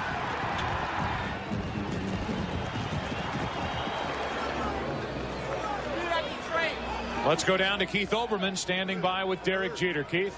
All right, Joe Buck, thanks very much with Derek Jeter. And I thought you weren't supposed to hit leadoff, or you didn't like to hit leadoff, or you couldn't hit leadoff. First pitch of the game, that was something of a statement. Well, no, I don't mind it. You know, I've hit leadoff for a few games this year when Chuck was injured, and I've done it in the past, my first couple years. So, you know, in my opinion, you only lead off the first inning. So I just keep the same approach, and I'm aggressive.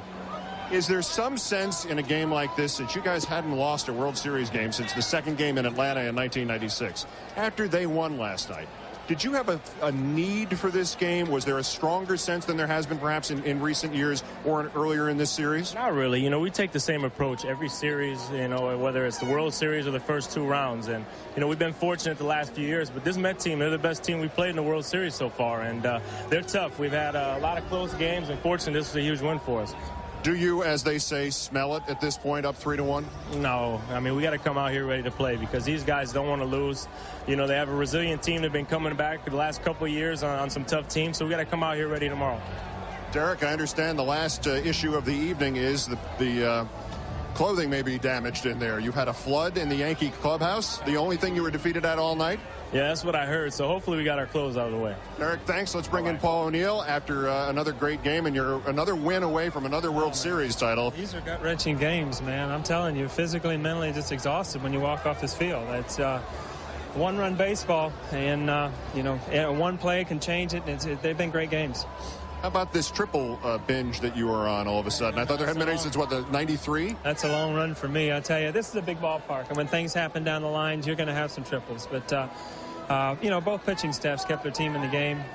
Everybody knew coming into the series, runs were going to be tough, and so far so good. But, we can't assume anything. Tomorrow's another day, and, Leiter's their best. I was going to ask about the pitching. Not only was there spectacular work out of the familiar members of your bullpen. David Cone came in and got a critical out. Denny Nagel pitched strong for 4 2/3. Everything went in order, and really there was no threat from the Mets in terms of scoring position past the 3rd inning. It was, as you suggested, gut-wrenching, but because your pitching staff came through. Obviously, bringing David in, that's a huge out for us. And Joe does things like that. And when you're up 1-run game, there's a threat every time Piazza and Alfonso and Zeal walk to the plate. So that's a credit to our pitching. Obviously, they've been strong all year, and that's why we're here. Paul, we have talked on occasion in the past about how tense these times are for you. You said it just as you came off the field, how gut-wrenching this is. Do you give yourself 5 minutes of enjoyment every day and say, okay, this is good, I like this? Do you have that at all? There's times during the game where you're running the bases or scoring a run or knocking a run. I mean, you can't describe, just the feeling, but it's fun when it's all said and done, and if you win, that's when it's fun, because that's when it's all well worth it. In the situation that you're in tomorrow with the win away from the World Series and in the other team's ballpark, and obviously it's a tough team. Derek Jeter just said this was the toughest team you guys have faced in the World Series since the group got together in '96.